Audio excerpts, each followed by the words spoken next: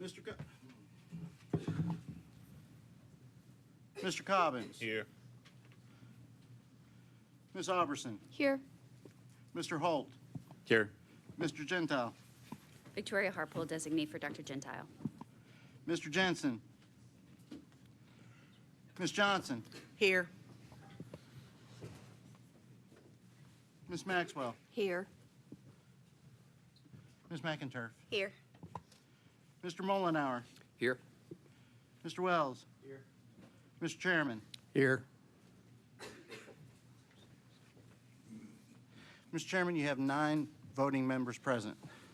I declare a quorum is present and we're duly convened. Without objection, Mr. Jensen is excused. This time I'd like to recognize other members for remarks and then recognize Dr. Morrison for the recap of our workshop. This is not our report item. This is any remarks that anybody may have yesterday. Dr. Morrison. Good morning. Good to see all of you, and especially excited for our educators who are in the room representing the schools that they lead or help to support from the district office. It's always such a pleasure to have you here with us to celebrate the great work that's happening across our state. So looking forward to that here in a few moments. But before we begin with today's agenda, just wanted to share, particularly for those of you who are not with us yesterday, a few highlights from our workshop presentations. I may be biased, I know I am, but I thought it was one of our best workshops yet. We really had kind of a cross-through theme around how at the system level we think about excellent schools and what that takes at the state level, what that takes at the district level, what kind of focus and support it takes at the school level. We heard from various of our partners across the state. Dr. Battle from Metro Nashville Public Schools was here with her team, talking particularly about the leadership framework that they've developed and the playbook that is associated with that and how they're working together from the district office to support school leaders in particular in ensuring that they're looking at data, that they're thinking about instruction on a weekly and monthly basis in a really systemic way that was just inspiring to hear about. We then heard from Paolo Di Maria, who is the CEO and president at NASB, which is the National Association for State Boards of Education. He works with our board and our staff on a number of things, he and his team, but he was here yesterday presenting with Allie Reed on our staff about the master plan that the state board is currently looking at.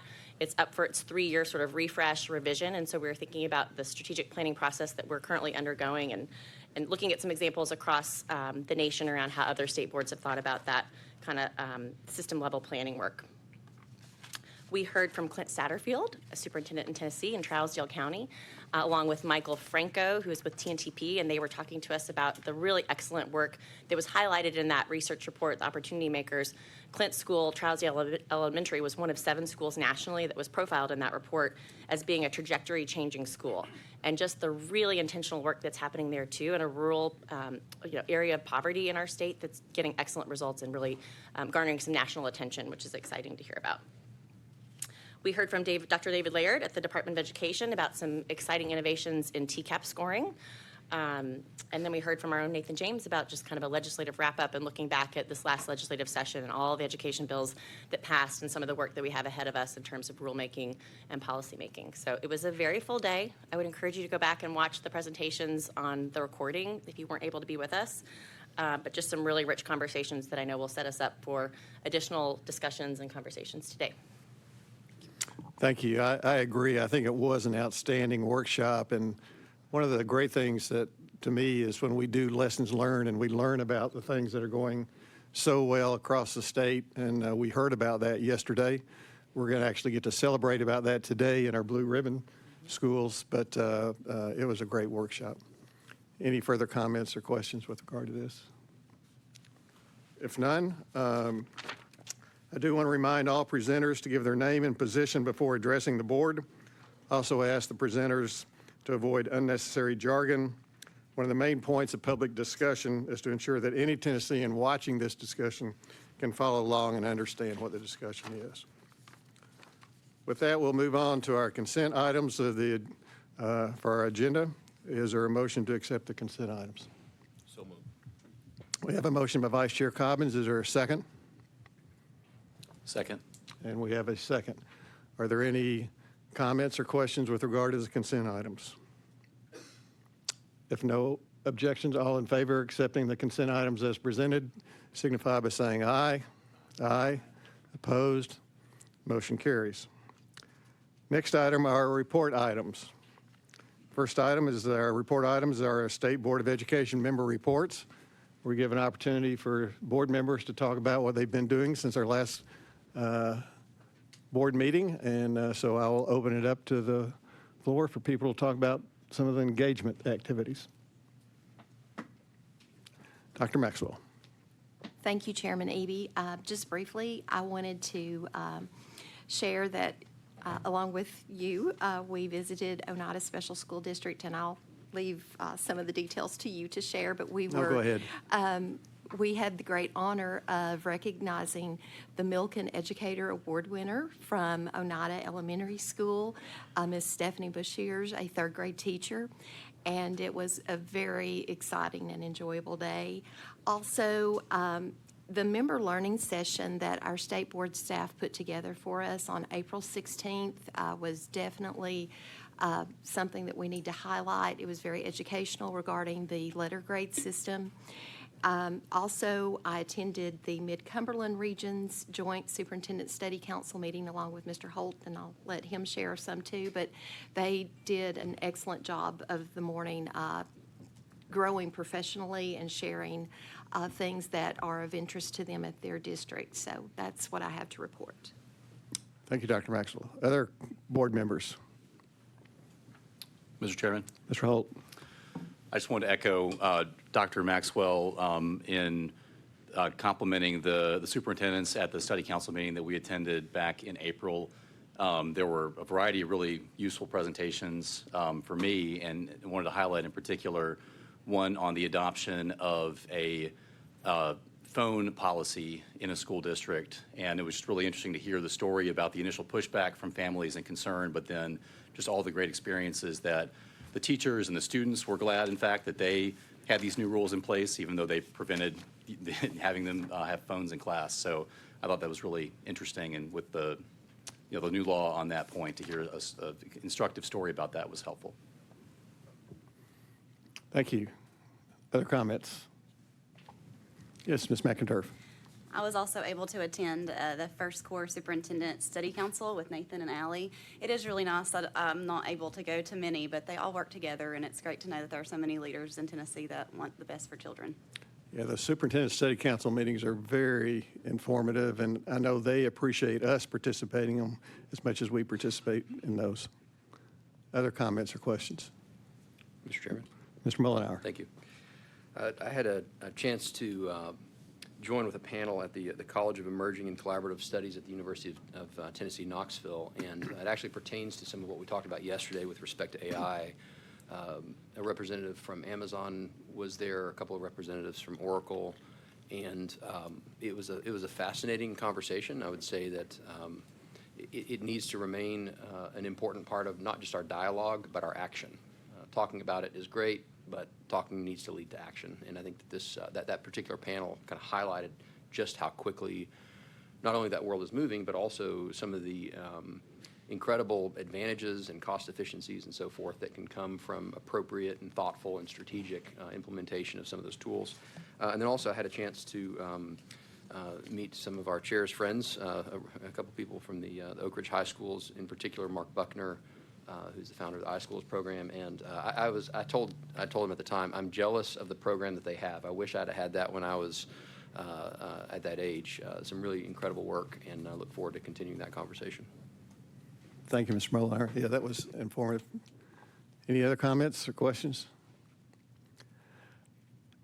I'd like to spend my time by talking to you a little bit about something I've been working on for the last few months, and it's a proposal.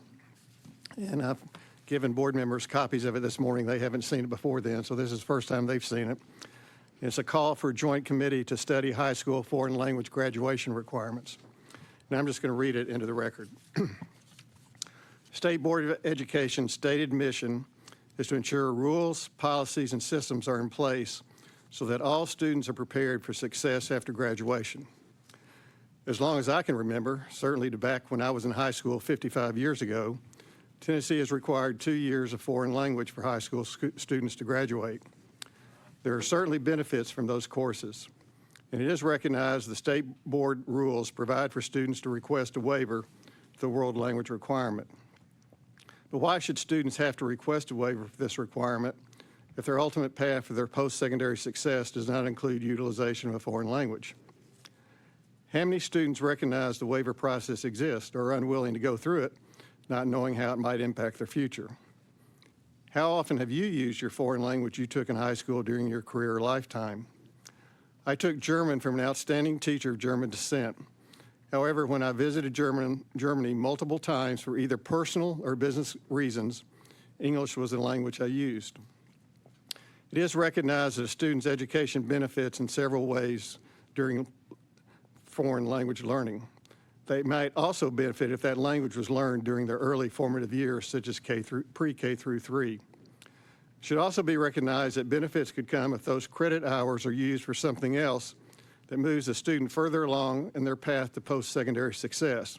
For example, more STEM, computer coding, additional fine arts, manufacturing, CTE opportunities, etc. It could also be argued that coding, music theory, drafting, and other similar classes are languages in themselves.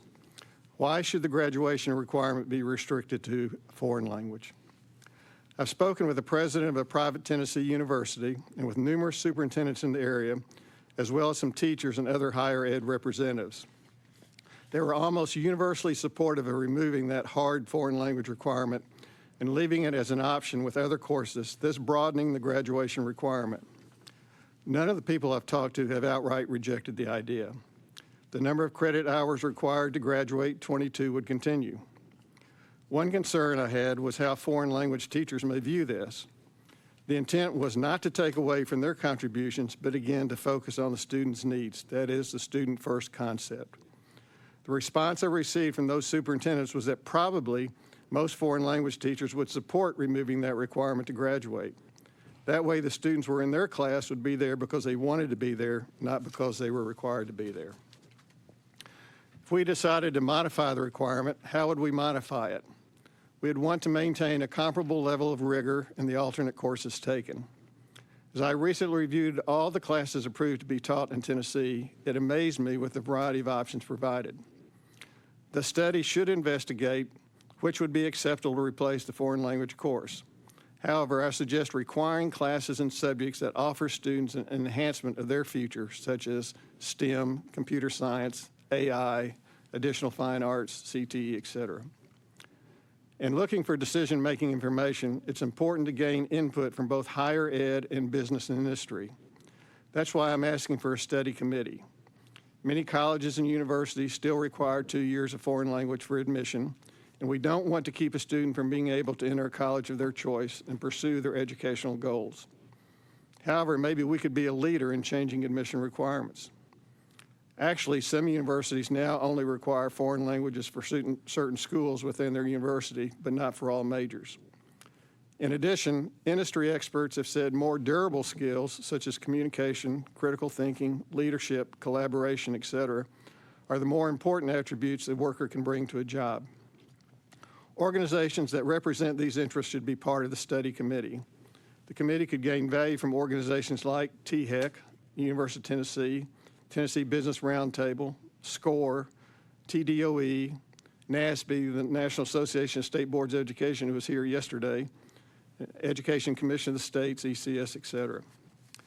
I propose the study be conducted during the coming months with a goal of modifying graduation requirements if deemed recommended for the 2026-2027 school year. Some may think if we're going to change one requirement, we should do a complete review of all graduation requirements and consolidate our efforts. While I don't disagree with this approach, and it certainly makes sense to do so, I would be concerned that a study of that magnitude may become extremely lengthy, and students who could value from a more pointed study may lose out on an opportunity. An extended study could be a logical follow-on to this initial effort. My question: why would we not do this study?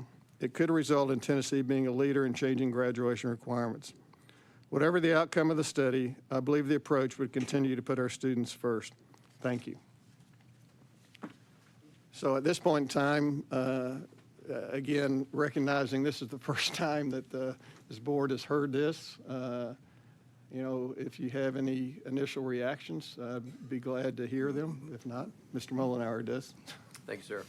This is the first impression. It's the first I've read this document, although I will say that it has been a percolating conversation, I think, among lots of people in this community. And I would just say thank you for leading, for being clear, for being thoughtful, and for being very bold in posturing not just the board, but again, the community here to really take this up as an issue.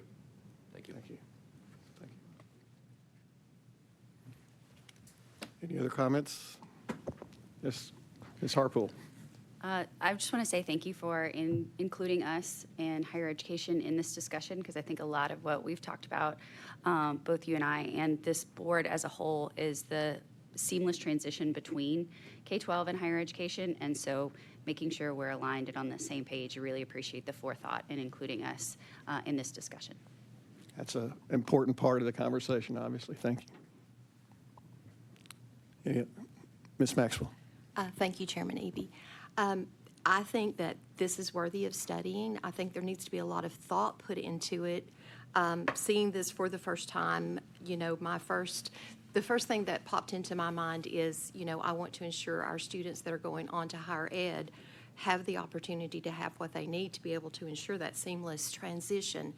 And I do think it is going to require a lot of collaboration among not just the organizations mentioned, but I think we need feedback from our youngest stakeholders, our students, and their thoughts. As a former superintendent, I will say it is hard to staff foreign language positions. So, from that standpoint, I could see where, maybe, I don't have to be looking for that Mandarin language teacher. However, as I think about the global economy that we live in, we're not isolated just here in Tennessee. I do think foreign languages offer opportunities for our young people to explore different cultures, and I don't want that to be lost in, the transition of, they could be taking more classes. I want what's best for the students. So I look forward to joining in this conversation, but I think we do need to look at it thoroughly before making a decision. Absolutely. Thank you. Any other comments? Yes, our student member, Ms. Iverson. Yes, I think this is an exciting conversation for sure. I love the idea presented that maybe foreign language would be great in an earlier setting. I think that's a fantastic idea. And I know from personal experience that having the option maybe to switch my foreign language credits out for something more applicable to my experience would be very interesting. I know lots of people that like to stack their credits in ways that it's really going to benefit them. So I think it's a really interesting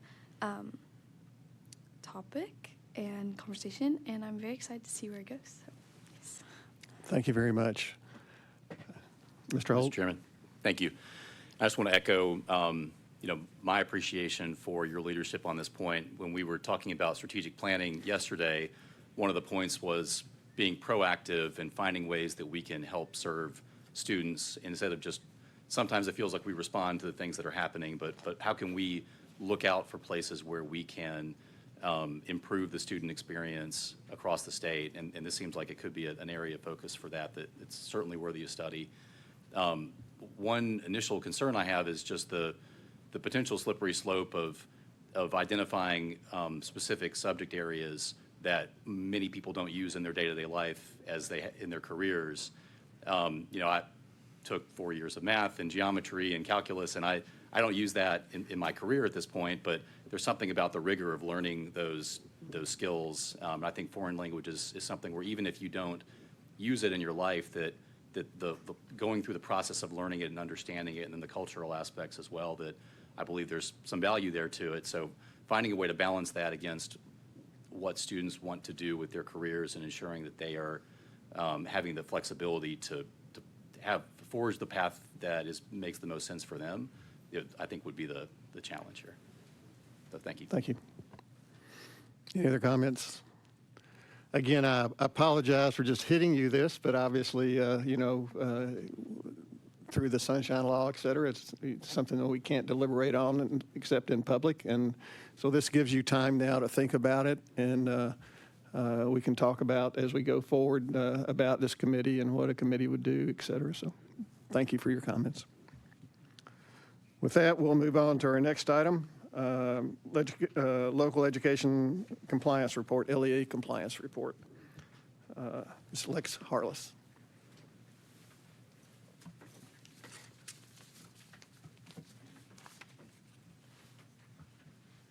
This one?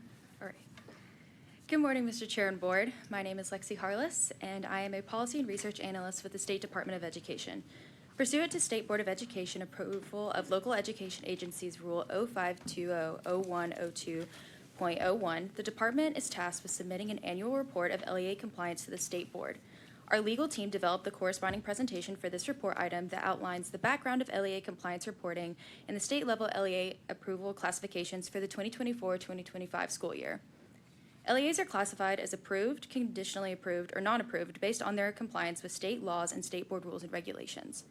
Early each school year, LEAs receive a letter listing their classification based on their compliance in the previous school year.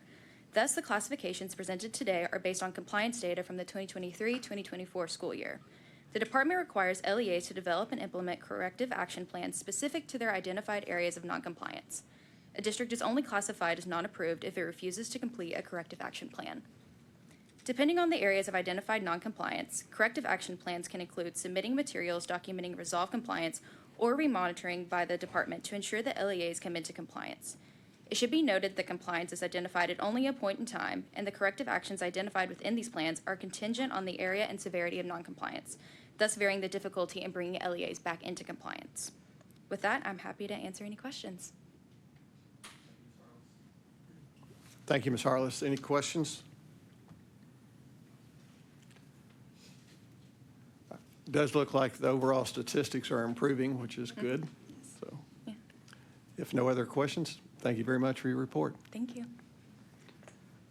Next item, I think, are we ready for the National Blue Ribbon? Everybody is back in. So this is one of the favorite things that we like to do every year, is to represent those schools within our state that are doing exceptionally well. I think there's only 6 schools. I think overall in the nation, there's only 300 schools that are get this award, and we're fortunate to have 6. So with that, I will turn this over to Ms. Deborah Thompson.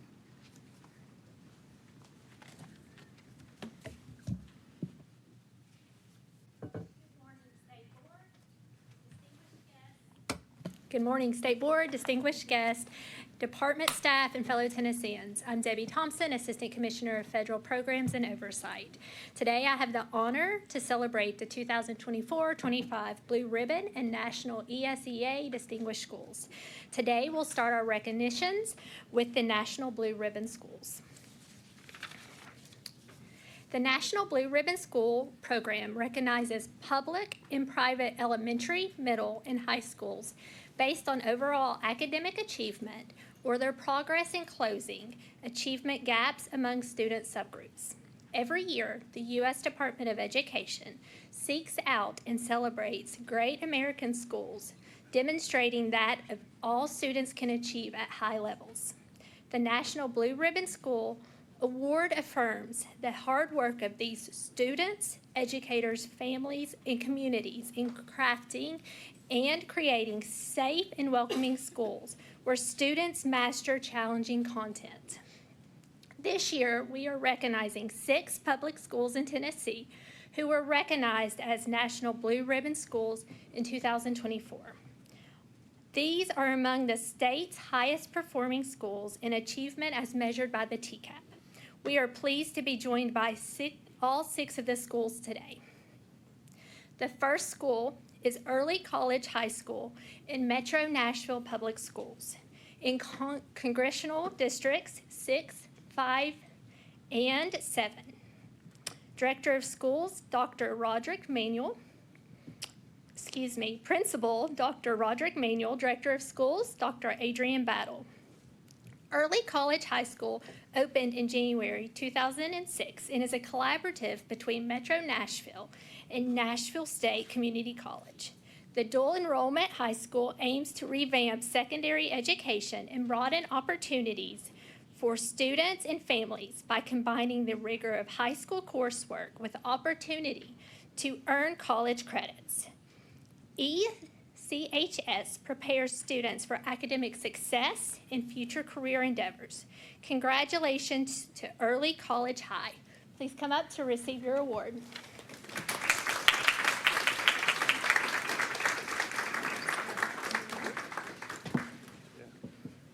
And also the board member who represents the district, please join us.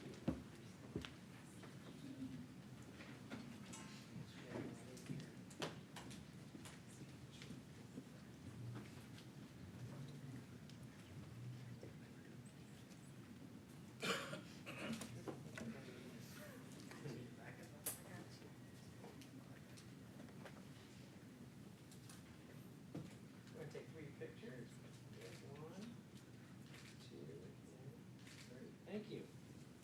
Congratulations.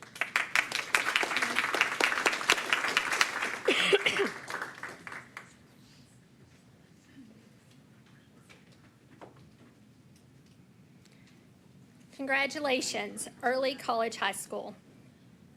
Glenwood Elementary School, Oak Ridge City Schools, Director of Schools, Dr. Bruce Boshiers, School Principal, Dr. Virginia Bowles. Congressional District Number 3. Joined today by school staff Christy Borup, PLC coach, Amber Ashworth, counselor, and Rick Hendricks, teacher. As an original Oak Ridge City School, Glenwood has been part of the community for over 80 years. The staff there work to create an environment that is student-focused and focused on the whole child. Their mission is to provide an adaptive, challenging learning environment and instruction that prepares students for excellence in education and the workplace while ensuring integrity, responsibility, and a passion for continued learning. Congratulations to Glenwood Elementary.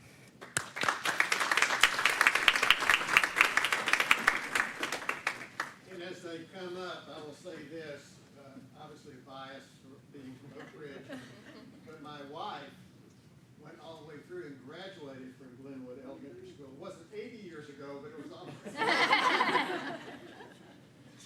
And his wife was our music teacher.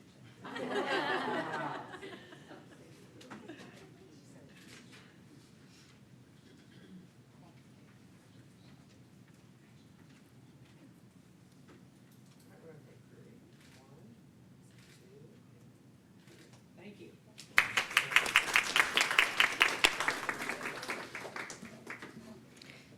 Congratulations to Glenwood Elementary School.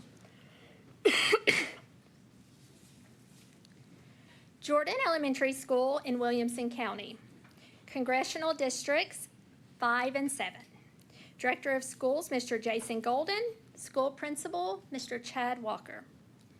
Jordan Elementary has served the communities of Brentwood and Nolensville since 2018. They pride themselves on creating a climate where everyone feels safe, warm, welcome, and successful. While their focus is on academics, they also understand the importance of developing the whole child. Jordan's faculty staff are relentless when they come to the growth of every student. Congratulations to Jordan Elementary.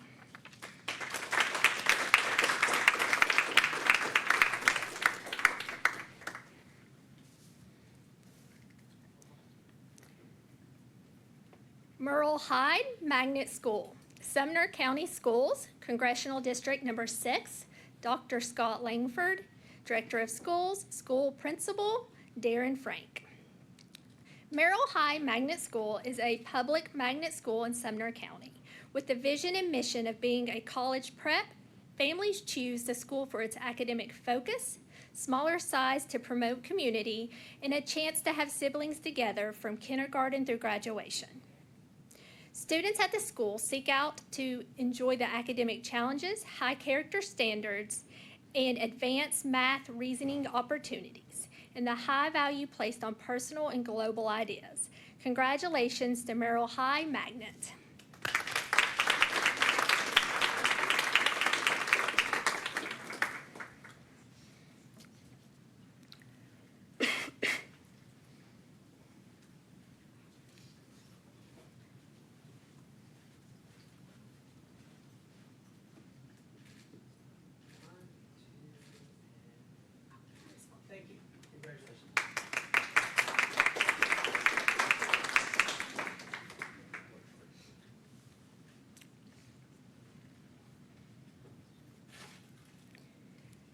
Miller Perry Elementary School, Sullivan County Schools, Congressional District 1.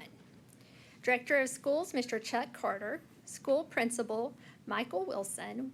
We're joined today by Mr. Brett Palmer, Supervisor. Miller Perry Elementary School is a public school in Sullivan County. The school's main statement is, every student, every class, every day. It's posted in every classroom to serve as a reminder of what it takes to be successful. As a Level 5 performing school, as well as a Tennessee Reward School, staff make Miller Perry a place where every student can succeed. Congratulations to Miller Perry Elementary.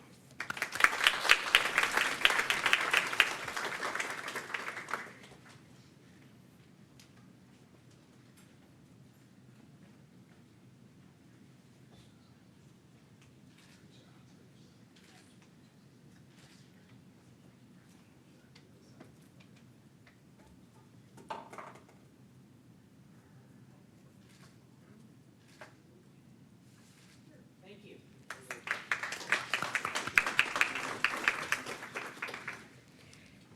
Congrats, Miller Perry Elementary. Spanish immersion at Barksdale, Clarksville Montgomery County Schools, Congressional District Number 7. Director of Schools, Dr. Jean Luna Veta. School Principal, Helen Nichols. Spanish immersion at Barksdale is a part of the Clarksville Montgomery school system. The school is committed to providing a quality dual language program with the goals of increased academic achievement, cross-cultural intelligence, and a high level of bilingualism. This communication model during the school day allows students to learn a second language in a similar manner to how they learn their first. Congratulations to Spanish immersion at Barksdale.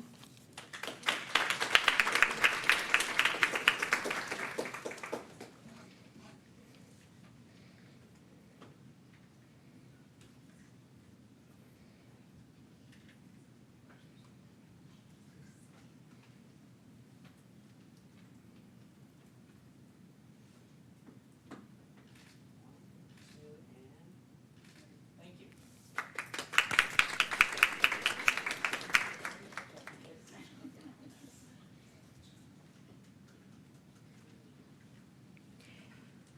We will now recognize the National ESEA Distinguished Schools. The National Association of ESEA State Program Administrators has been selecting examples of superior Title I schools from all states since 1996. Each year, Tennessee selects 2 schools for recognition, one for excellence in serving special populations of students and one for exceptional student performance. The schools recognized demonstrate a wide range of strengths, including team approaches to teaching, learning, focused professional development, opportunities for staff, individual programs for student success, and strong partnership between the schools, parents, and the community. This year, 2 public schools in Tennessee were recognized at the National ESEA Distinguished Schools Conference in Austin, Texas. These 2 schools are among the state's highest performing Title I schools in achievement as measured by TCAP. The first school is Cherokee Elementary in Johnson City, Tennessee, Congressional District Number 1. Interim Superintendent, Dr. Greg Wallace. School Principal, Mr. Richard Hudson. Joined today by Elementary Supervisor, Ms. Renee Wood. Cherokee Elementary is an elementary school serving pre-K to 5 in Johnson City. Cherokee staff is dedicated to ensuring all students have opportunity to experience individual success. Being sensitive to student data and building strong relationships are 2 fundamental pieces to their success. Teachers work hard to ensure instruction meets children where they are. Congratulations to Cherokee Elementary.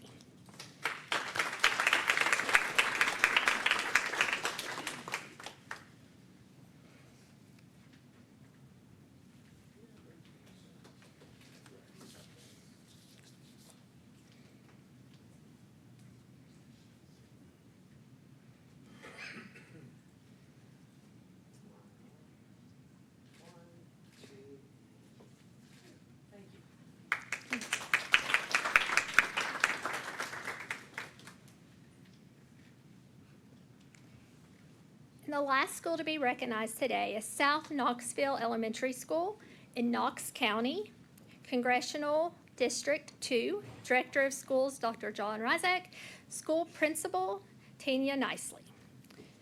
Today, teacher Ann Lefter will be accepting the award on the school's behalf. South Knoxville Elementary School students exceed in and outside of the classroom. The staff is committed to providing students with instruction, resources, and support they need to achieve their goals.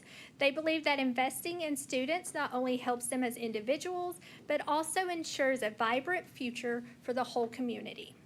Their mission is to challenge and empower their exceptional students to become self-sustaining learners, compassionate global citizens. Congratulations to South Knoxville Elementary.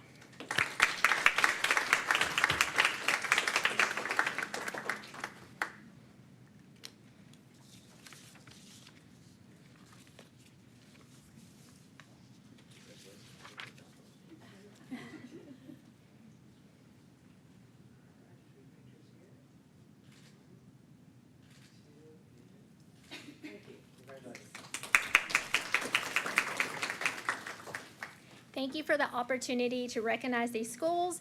And again, join me in a round of applause and congratulating these schools.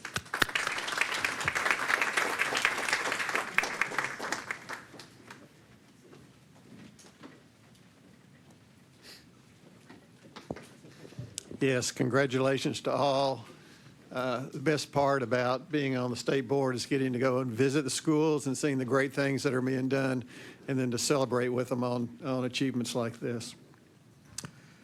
With that, we'll move on to our next item, which is automatic teacher licensure actions. This will require a roll call vote. Mr. Todd Madison, Alex Anderson, and Ryan Shanahan.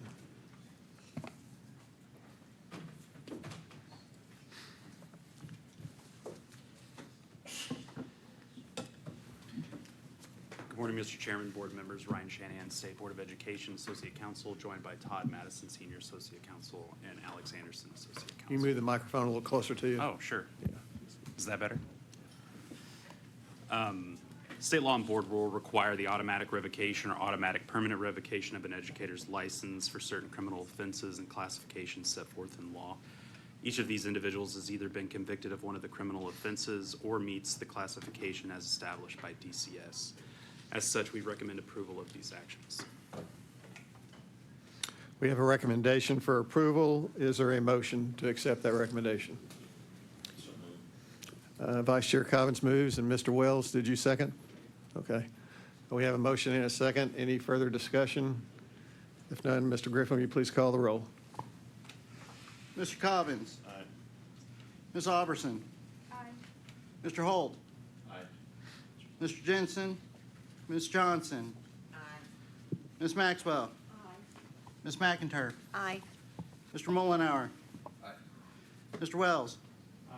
Mr. Chairman. Aye. Mr. Chairman, you have 9 ayes. Motion passes. Thank you. Next item is teacher licensure discipline actions. We usually deal with educator license discipline actions en masse as a consent agenda. On this agenda today, it isn't listed that way, so I'm going to ask first members if they have any of these cases they'd like to pull out separately. And after that, then I'll ask for unanimous consent to consider the remaining items as a consent agenda. Does any members have any request to take out any of the licensure discipline actions separately? Okay, if not, at this time pursuant to Section 3.1 of our board meetings policy, I will ask unanimous consent to place all teacher licensure discipline actions on a consent agenda, and further that it be considered the teacher licensure discipline consent agenda. Is there any objection? Without objection, so ordered. So we've now created the consent agenda. I will recognize our legal team to brief the board on those items of the consent agenda. Again, the same members are here. Mr. Shanahan. Thank you, Mr. Chairman. These are the recommended actions by way of consent order. Each of these individuals has agreed to the recommended action against their license for misconduct in violation of board rule. We recommend approval of these actions and are happy to take any questions at this time. We have a recommendation from our legal staff. Is there a motion to pass the teacher licensure discipline consent agenda? Ms. Johnson moves. Is there a second? Second. Mr. Mullenhour seconds. Mr. Griffin, any discussion? Mr. Griffin, please call the roll. Mr. Cobbins. Aye. Ms. Alberson. Mr. Holt. Aye. Ms. Jensen. Ms. Johnson. Aye. Ms. Maxwell. Aye. Ms. McInturf. Aye. Mr. Mullenhour. Aye. Mr. Wells. Aye. Mr. Chairman. Aye. Mr. Chairman, you have 9 ayes. The motion passes. Thank you. Thank you, Mr. Chairman, board members. Next, we'll go to our action items. These are items on first reading. First item is Innovative School Districts Rule. Dr. Amy Owen. Good morning, Mr. Chairman and board members. Amy Owen, Senior Policy Director at the Department of Education. This item effectuates part of Public Chapter 1053 of 2024 that established a new type of local education agency called an Innovative School District. This deals with public colleges and universities that have historically operated training schools under contract with the LEA in which they are located. These contract schools or training schools are designed so that the university's teacher preparation candidates can gain experience, conduct observations, conduct research, basically have a very close relationship with the university to help prepare teachers. Public Chapter 1053 of 2024 did 2 things. It established this new type of LEA, an innovative school district, and identified University of Memphis as the first innovative school district. So University of Memphis is operating its training schools as an LEA this school year 24-25. The public chapter also established a requirement for the board to create rules so that other public colleges and universities in Tennessee that already operate training schools under contract with an LEA may apply to become innovative school districts as well if they so choose. So the rule captures a good chunk of what's in law about what these innovative school districts would need to do and what they would need to show in their application, and we refined it to add a little more detail to be sure they're serving, for example, English learners, and that they're complying with all existing state rules and regulations, and that they participate in the department's annual monitoring process, as you just heard a report item about. So with that, this item is on first reading. State Board staff will hold a rulemaking hearing to collect public feedback on this rule prior to final reading, and I'm glad to answer questions you may have. Thank you, Dr. Owen. We have a recommendation on first reading for the Innovative School Districts Rule 05200125. Is there a motion? So moved. Vice Chair Cobbins moves. Is there a second? Second. Mr. Holt seconds. Are there questions or comments? Just one comment. Vice Chair Cobbins. Yes, sir. We had the opportunity, State Board staff and a couple of board members, to tour and spend probably half a day with the University of Memphis and Dr. Sally Parrish, their director of schools for their innovation district. And I think we were all impressed with the leadership, the partnerships, the sort of classroom environments that were very innovative and effective with engaging students and families. And, think that that is a great model for other universities to follow. They have a waiting list and are actually expanding, so demand is very high for that type of education. So we also toured alongside members of THEC. So we had a great half day in Memphis back in March. Yeah, it was an outstanding tour, and I know the rule requires that ISD shall provide a report to the legislature, state board, and the governor. But what can we do, or is there anything that requires them to provide reports that lessons learned across the state? I mean, we saw some outstanding things that are going on there, so. It's a great question. As you noted, under the law, these innovative school districts are required to provide a report each January 15th after they've been in operation for 1 full year. So we expect to see the first one this coming January 15th of 2026. I think that's in part, you guys did a great example yesterday of bringing in districts that had high achievement and sharing the lessons learned across the state. So whether that's a workshop, a study committee, publicizing the report in some way, or going out and visiting if more of these districts open, I think those could all be avenues you explore. Good idea. Thank you. Any other questions or comments? We have a recommendation on first reading for Innovative School Districts Rule 05200125. A motion and a second. Is all in favor signify by saying aye. Aye. Opposed? Motion carries. Thank you. Next item is Educator Licensure Policy. Ms. Taylor Reed.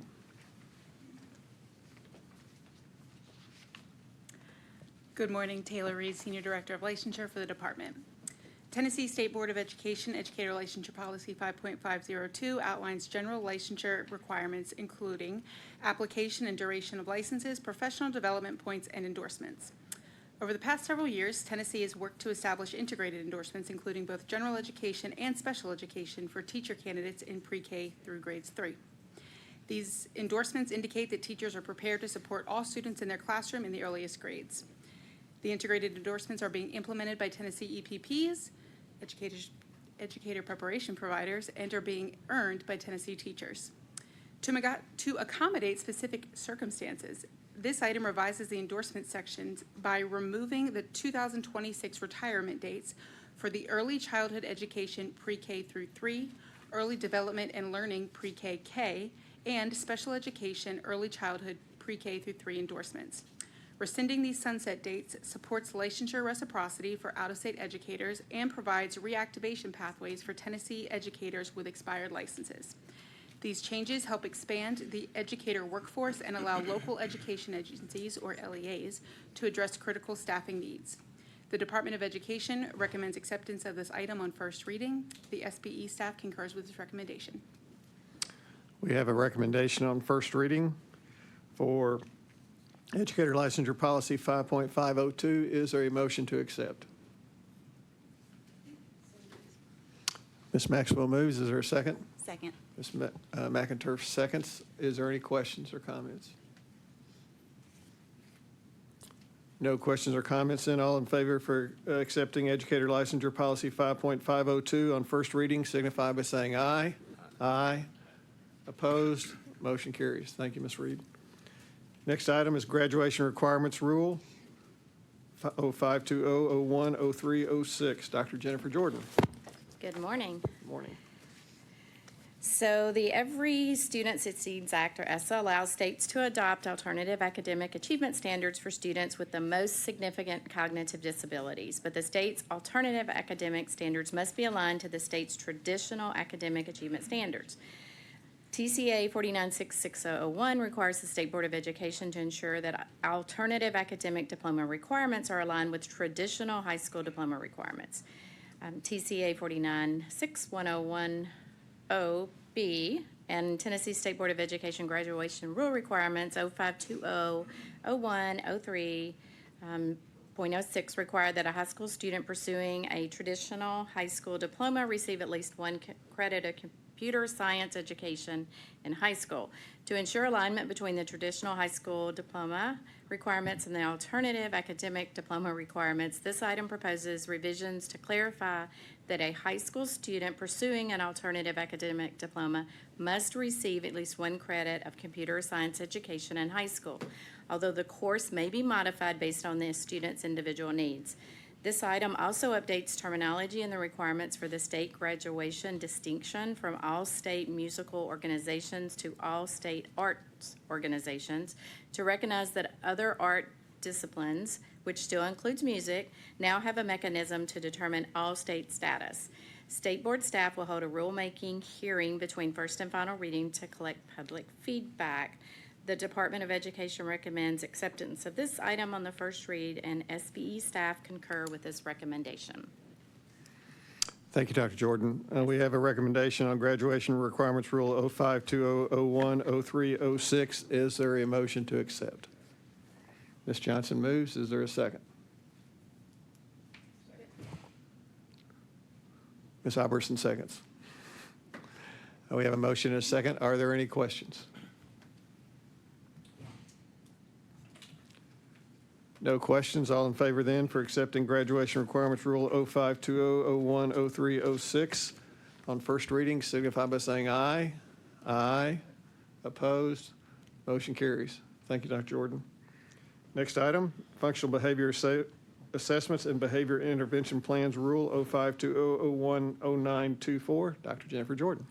Jennifer Jordan, Assistant Commissioner of Special Education and Student Supports at the department.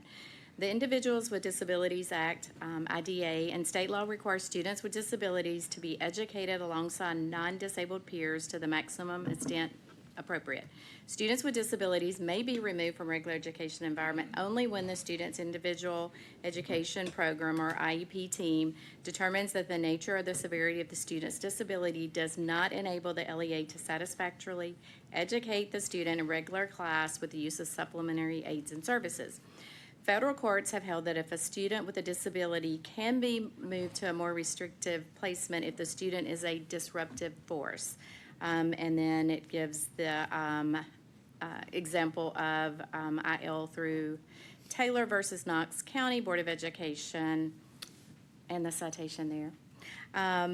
A student is a disruptive force if, one, the student's behavior interferes with the learning of other students because the student demands so much of the teacher's time and attention. Two, the student's behavior interferes with learning of other students because the student's behavior is a distraction to classmates. Or three, the student threatens the safety of other students or poses a danger to him or herself if placed in the regular classroom.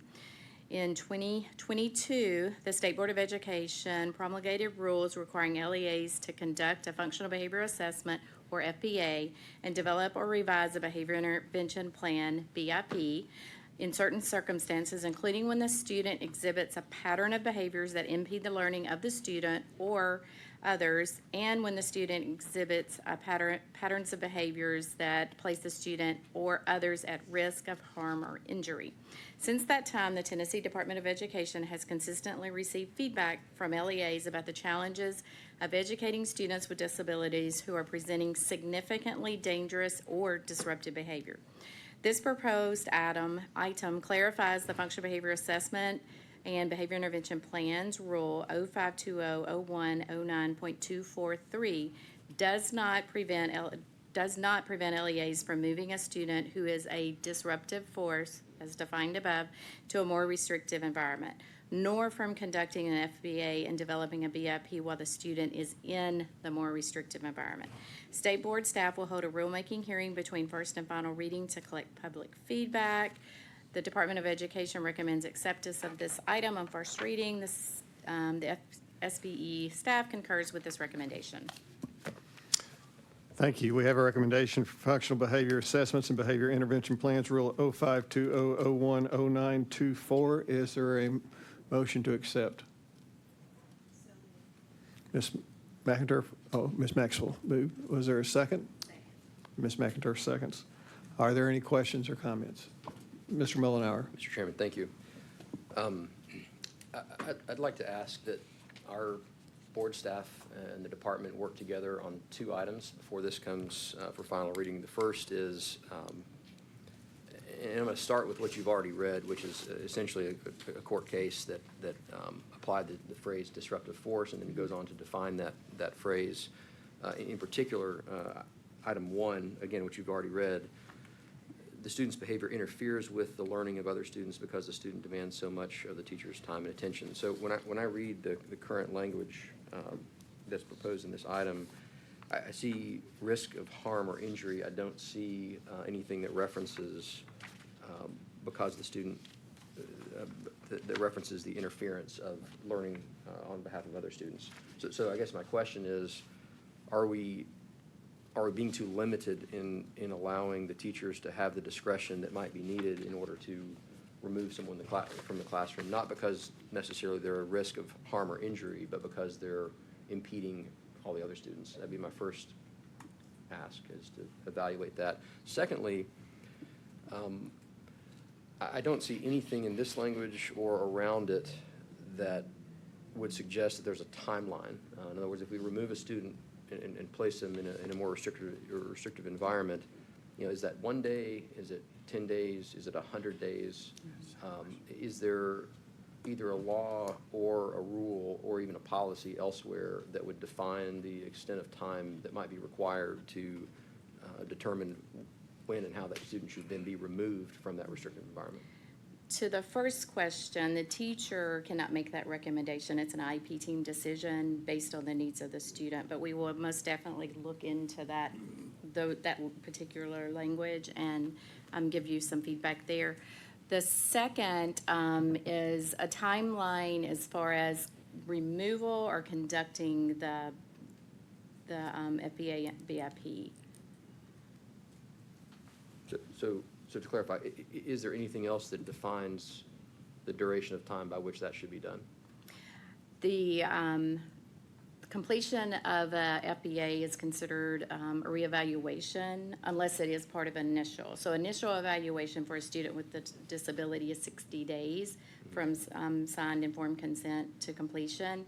And so Taylor's here and can step in and provide more legal guidance, but we recognize and have provided guidance around what a reevaluation timeline would be, and that also mirrors the 60 days.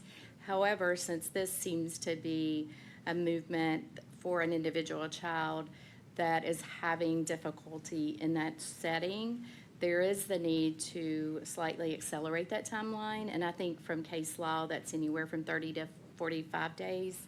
Taylor, do you want to add anything to that? Good morning. Taylor Jenkins, Deputy General Counsel of the Department of Education. I believe there could be two questions within your question. The first is, how long must the student remain in that more restrictive environment? And that is absolutely an IEP team decision. At a certain point, our hope is that the behavior intervention plan will allow the student to be satisfactorily educated in a less restrictive environment with the use of those supplementary aids and services. As I understand the second part of your question, how long do we have to actually conduct the functional behavior assessment and implement that behavior intervention plan? And as Dr. Jordan indicated, under federal law, a functional behavior assessment is a type of reevaluation. Neither federal law nor state law define the length of time that an LEA has to conduct a reevaluation. It must be simply conducted in a way that allows the LEA to educate that student based upon the student's needs. So we've realized that there is a problem with the student's behavior that warrants intervention from the LEA. And so as Dr. Jordan indicated, the department's guidance has typically been no longer than 60 days. Once we're on notice of that dangerous behavior, we have an obligation as an LEA to step in and to remedy that behavior. And so we have generally held between 45 and 60 days is appropriate. During that time, we would, of course, encourage LEAs to continue to use informal techniques to work with that student and to improve the student's behavior. Thank you for that context. I guess the way I would articulate the concern that I'm trying to share here is, on the one hand, it would make sense to me that we might give some additional latitude to remove a child from a classroom. Again, not setting the bar as high as risk of harm or injury, but really around the definition that I think a judge saw fit as disruptive behavior. But in doing so, guard against the fringe cases in which, frankly, a group of teachers may just be frustrated with a particular child and remove them for as long as possible from their classroom because they just don't want to deal with it. I think we need to guard against that behavior as well. So that speaks to the second question, which is, like, should we instead of leaving it up to sort of generalities, should we provide very specific guidance as to if you're going to pull them out in this holding period, can we shorten that window such that the child's not being forgotten? Thank you. Thank you. I appreciate that. I actually had the same question, Mr. Mullenhour, and my concern is without some, usually you have a guidance of 60 days, but without some specified amount of days, again, a guidance may turn into 90 days, 120 days, or something like that. So does it make sense that there's a firmer number of days which that evaluation has to be done by? Something to think about between first and second reading. Thank you. Mr. Holt. And I've got an additional point just on clarity of language. I think that the language that we have in the red line, that the IEP team may immediately determine a more restrictive environment is the student's least restrictive environment and move the student to that more restrictive environment. If we could find a way just to clarify that just sort of the tension between the more restrictive is the least restrictive. What I think the intent is that the IEP team could determine that, could move a student to a more restrictive environment, I think within some time limitations, and just kind of clarify that versus this more restrictive is the least restrictive. Yes, sir, we can clean that up, but you're right. Basically, what we're trying to say here is that the IEP team can determine that a student's least restrictive environment is a more restrictive environment based on his or her behavior at that time. So we can clean that one up. Thank you. Ms. McInerney. Jordan, I think the student will never get forgotten if a group of teachers, like your scenario you had, because of the IEP.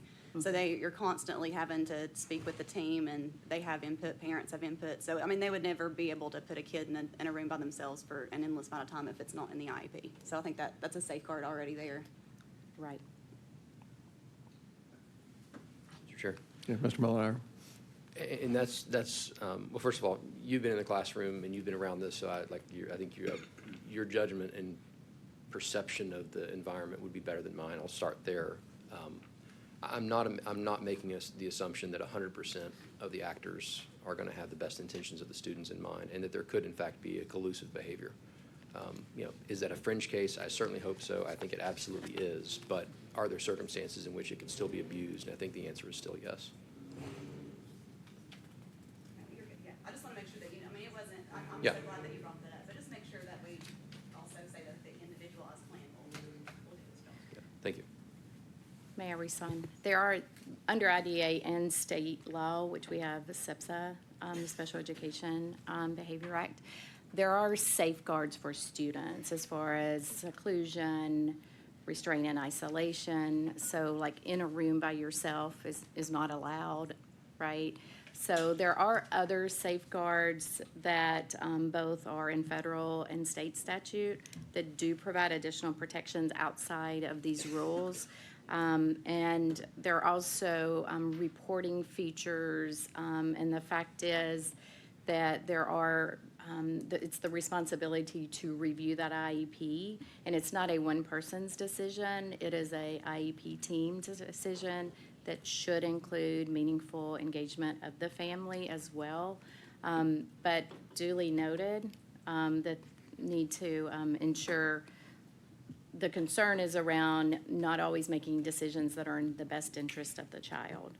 And so I appreciate that, and we will be sure to kind of look more closely at that and see if we can reduce some of the vagueness within that. Any other questions or comments? If none, we have a recommendation, motion and a second for functional behavior assessments and behavior intervention plans rules 05200109-24. All in favor of first reading signify by saying aye. Aye. Opposed? Motion carries. Thanks, Dr. Jordan. Thank you. Next item is individualized education accounts rule. Mr. Taylor Jenkins. Good morning, Mr. Chairman and members of the board. My name is Taylor Jenkins. I am the Deputy General Counsel at the Department of Education. I have quite possibly one of the easiest rules that you will consider today, and that is a change brought to the individualized education account rules. Public Chapter 235 of this most recent legislative session added a new qualifying disability for the individualized education account program, and that is the disability category of deafness. This item is brought simply to ensure that there is alignment between statute and rule. And with that, the Department of Education recommends acceptance of this item, and the State Board staff concurs. Happy to answer any questions you have. We have a recommendation on individualized education accounts rules 05200111.02. Is there a motion for acceptance? Ms. Johnson moves. Is there a second? Second. Mr. Holt seconds. Are there any questions for Mr. Jenkins? No questions. All in favor signify by saying aye. Aye. Opposed? Motion carries. Thank you. Thank you. That completes our items on first reading. We'll now move into the action items on final reading. First item is career and technical education course standards. Ms. Deborah Knoll. Good morning, Deborah Knoll, Assistant Commissioner of Postsecondary, Workforce, CTE, and Military Readiness. TCA 491302A8 Authorizes the State Board of Education to approve all academic standards and adopt rules and policies governing courses of study in the public schools. Additionally, State Board Rule 05200103.031 calls for the State Board to adopt standards for each subject area, grades K through 12, and standard reviews policy 3.209 requires the Department of Education to review the career and technical education CTE course standards at a minimum of every 3 years. The approved standards are to be at the basis of planning instructional programs for each local school system. This item includes new courses within the following CTE course clusters: the Energy and Sustainable Resources, and in Education and Training. The Energy and Sustainable Resource courses were created based on revised framework of CTE career clusters and educator feedback to align more closely with industry and post-secondary needs. The Education and Training Math Practicum course was recreated in response to Chapter 551 of the Public Acts of 2024. The Mathematics Supports Act PC 551 requires the department to offer this course by the 25-26 school year, and to further requires the course to align to the recommendations of the Mathematics Expert Review Panel, also convened pursuant to PC 551. The panel's recommendations were provided to the department's CTE team to support the development of these standards. Industry partners and secondary and post-secondary educators have reviewed all these new courses for alignment to workforce needs. There have been no changes in this item since first reading. The department solicited additional feedback between the first and final reading, but did not receive any further input. The CT course and standard changes will go into effect for the 25-26 school year. The Department of Education recommends approval of this item on final reading, and the State Board of Education staff concurs with this recommendation. Thank you, Ms. Knoll. We have a recommendation on career and technical education course standards. Is there a motion to accept on final reading? So moved. Mr. Molinaro moves. Is there a second? Ms. Johnson seconds. Are there any other comments or questions? If none, is there all in favor for accepting career and technical education course standards on final reading signify by saying aye. Aye. Opposed? Motion carries. Thank you. Next is Literacy and Special Area Standards for Education Preparation Policy 5.505. Ms. Jessica Dainty. Good morning. Dr. Jessica Dainty, Office of Academics, Special Education and Student Supports. I'm presenting Literacy and Specialty Area Standards for Education Preparation Policy 5.505. The literacy standards included in this policy outline the knowledge with which educator preparation providers, or EPPs, must equip teacher candidates regarding literacy for early childhood, elementary, and special education specialty area programs. Since the implementation of the Tennessee Literacy Success Act in 2021 and the passing of TCA 491229, which is the code annotated that is regarding screening for characteristics of dyslexia in 2016, there have been several new expectations for EPPs to ensure teacher candidates are adequately trained for supporting students with reading difficulties. Changes to these expectations include an understanding of learning disabilities that can impact reading development and skills acquisition, the use of appropriate assessments, including universal screeners to determine risk and drill down assessments to pinpoint root problems, and the analysis of multiple types of data to make instructional support decisions for all students based on individualized need within Tennessee's Response to Instruction and Intervention Framework, otherwise known as RTI squared. To continue improving EPP's literacy programming, this item proposes the following changes: inclusion of speech and language disabilities eligibility in addition to specific learning disability in basic reading, reading fluency, or reading comprehension within the content knowledge standards. Minor vocabulary shifts to incorporate language of current reading literature or research literature, such as multisensory and multimodal, as well as to mirror the language of TLSA, which is the Tennessee Literacy Success Act, and department guidance. And the emphasis of screening for characteristics of dyslexia on the development of reading and foundational skills associated with word level deficits rather than the specific criteria for student support plan eligibility. There have been only minor grammatical changes to this item since first reading, and these proposed changes will ensure appropriate focus in higher education programming for preparing pre-service teachers for their careers, as well as for enriching the knowledge of in-service teachers advancing their degrees and/or certifications. The Department of Education recommends approval of this item on final reading, and the SBE staff concurs with this recommendation.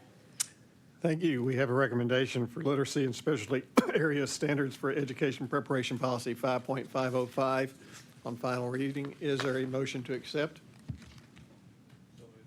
Mr. Wells moves. Is there a second? Ms. Maxwell seconds. Are there any questions or discussions?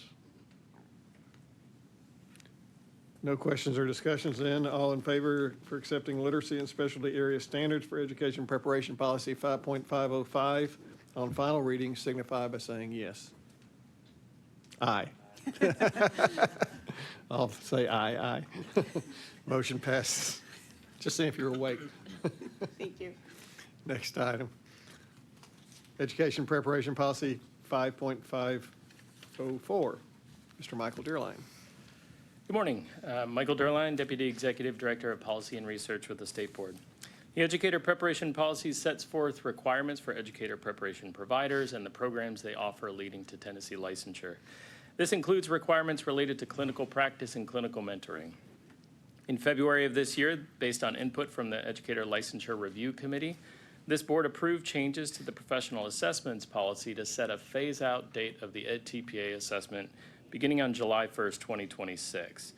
Corresponding changes were made to this policy that seek to strengthen clinical practice, including adding a requirement that teacher candidates be observed a minimum of 4 times during clinical practice using a state-approved observation tool. Between first and final reading, board and department staff received feedback from EPPs specifically around job-embedded candidates, and that those candidates, because they're observed by their principals or assistant principals, those observations should count toward that 4 minimum requirement. So changes before you reflect this feedback while setting parameters for data sharing and use of data for candidate growth and development. With that, I will take any questions you may have. We have a recommendation on education preparation policy 5.504. Is there a motion to accept? Ms. Johnson moves. Do you second, Vice Chair Commons? Yes, sir.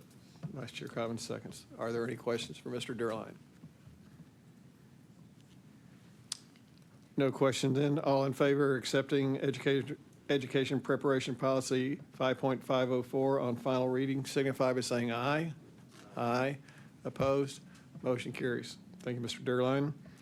Next are professional assessments for Tennessee Education Policy, Educators Policy 5.105. Mr. Dearline and Ms. Taylor-Reed. Thank you. The professional assessments for Tennessee Educators Policy outlines general assessment requirements as well as pedagogical, specialty area content, and foundational literacy skills assessments. Following discussions last fall with the Educator Licensure Review Committee, this item proposes removal of the EdTPA licensure requirement beginning on July 1st, 2026 for candidates completing department-approved clinical practices. Changes made between first and final reading are being proposed by my colleague from the Department of Education, Ms. Taylor-Reed, so I will turn it over to her for details on those changes. Hello, Taylor Reed, Senior Director of Licensure for the department. Between first and final reading, changes were made to replace assessments in early childhood endorsement areas and middle grade social studies. The early childhood assessment was redesigned to better align with current standards and practices, and the middle grade social studies assessment was redesigned to better align with current standards and modernize both the content and format to better reflect the skills necessary for teaching social studies at the middle school level, and these assessments are being regenerated by the assessment vendor. We have a recommendation on professional assessments for Tennessee Educators Policy 5.105. Is there a motion to accept? Ms. Maxwell moves. Is there a second? Second. Ms. McInturf seconds. Any discussion or questions? No discussion or questions. We have a motion and a second for professional assessments for Tennessee Educators Policy 5.105. All in favor signify by saying aye. Aye. Opposed? Motion carries. Thank you. Next item, textbook and instructional materials waivers rule, 520118, Mr. Michael Dearline, and this will require a roll call vote. Just hanging out with you guys. Yep. Michael Dearline, Deputy Executive Director of Policy and Research. State law charges the board to prescribe textbooks and instructional materials based on recommendations from the Tennessee Textbook and Instructional Materials Quality Commission. It also authorizes the board to approve or deny waiver requests from local education agencies that wish to use textbooks or materials that are not on the state-approved list. This rule further outlines this process. On first reading, this item proposed clarifying the process if no approved textbooks and instructional materials exist for a given course or grade level. It also allows LEAs to submit research or evaluation on proposed textbooks and materials to support evidence-based adoption. I think that was feedback from this board.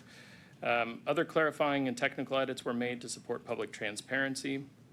Between first and final reading, clarifying and technical edits were made to support public transparency and effective implementation. With that, I'm happy to answer any questions you may have. We have a recommendation for textbook and instructional materials waivers, Rule 05200118. Is there a motion to accept this rule? Mr. Wells moves. Is there a second? Mr. Holt seconds. Are there any questions for Mr. Dearline? If no questions, Mr. Griffin, please call the roll on textbook and materials waivers, Rule 05200118. Mr. Cobbins. Aye. Ms. Albertson. Aye. Mr. Holt. Aye. Mr. Jensen. Ms. Johnson. Aye. Ms. Maxwell. Aye. Ms. McInturf. Aye. Mr. Mullenhour. Aye. Mr. Wells. Aye. Mr. Chairman. Aye. Mr. Chairman, you have 9 ayes. That motion passes. Thank you. Next item is Opportunity Public Charter School Policy 6114. Ms. Allie Reed.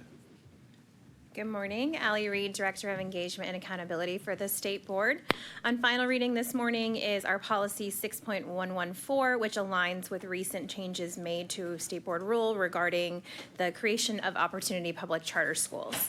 This policy establishes the required at-risk verification documentation a school must collect when enrolling a student in an Opportunity Public Charter School.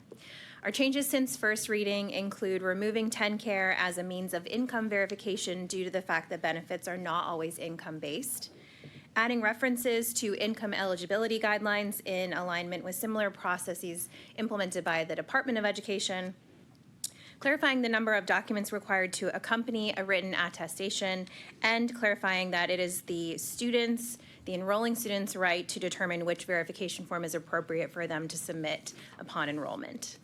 Our State Board staff engaged the Tennessee Public Charter School Commission, the Tennessee Department of Education, our charter school authorizers across the state, current Opportunity Public Charter School applicants, and the Tennessee Charter School Center in the development of this item with feedback incorporated accordingly. Happy to answer any questions. We have a recommendation on final reading for Opportunity Public Charter School Policy 6114. Is there a motion to accept? So moved. Mr. Cobbins, Vice Chair Cobbins moves. Is there a second? Mr. Wells seconds. Are there any questions or comments? No questions or comments. All in favor for accepting Opportunity Public Charter School Policy 6114 signify by saying aye. Aye. Opposed? Motion carries.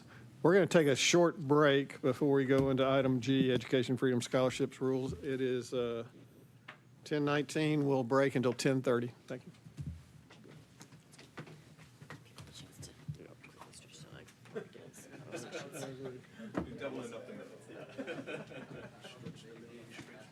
Yes, sir. I got you.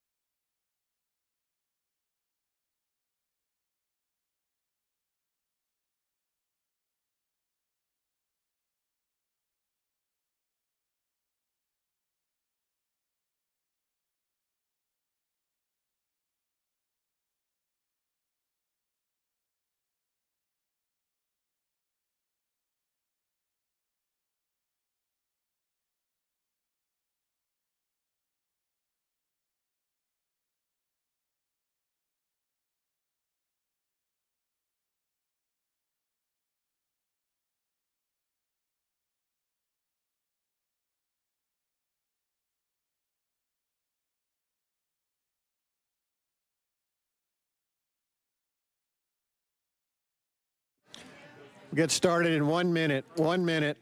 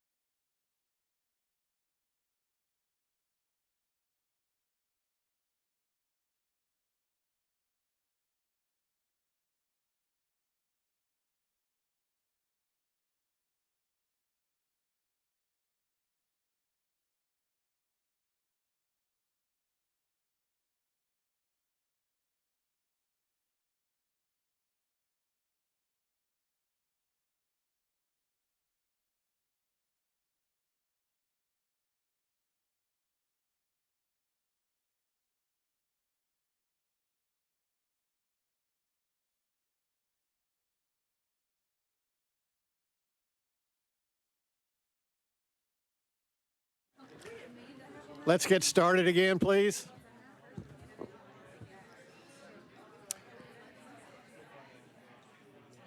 It's time to get started. Do you have your gavel? No, I don't. They lost it. Yeah.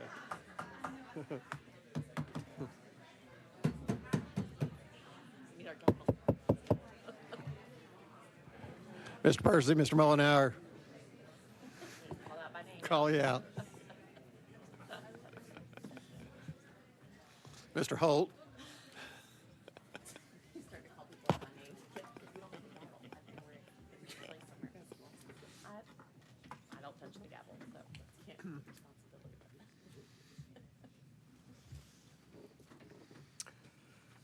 All right. Such a lively bunch, Chair. Yes. Sometimes herding cats. Next item is Education Freedom Scholarships Rule 05200124. Ms. Trudy Hughes.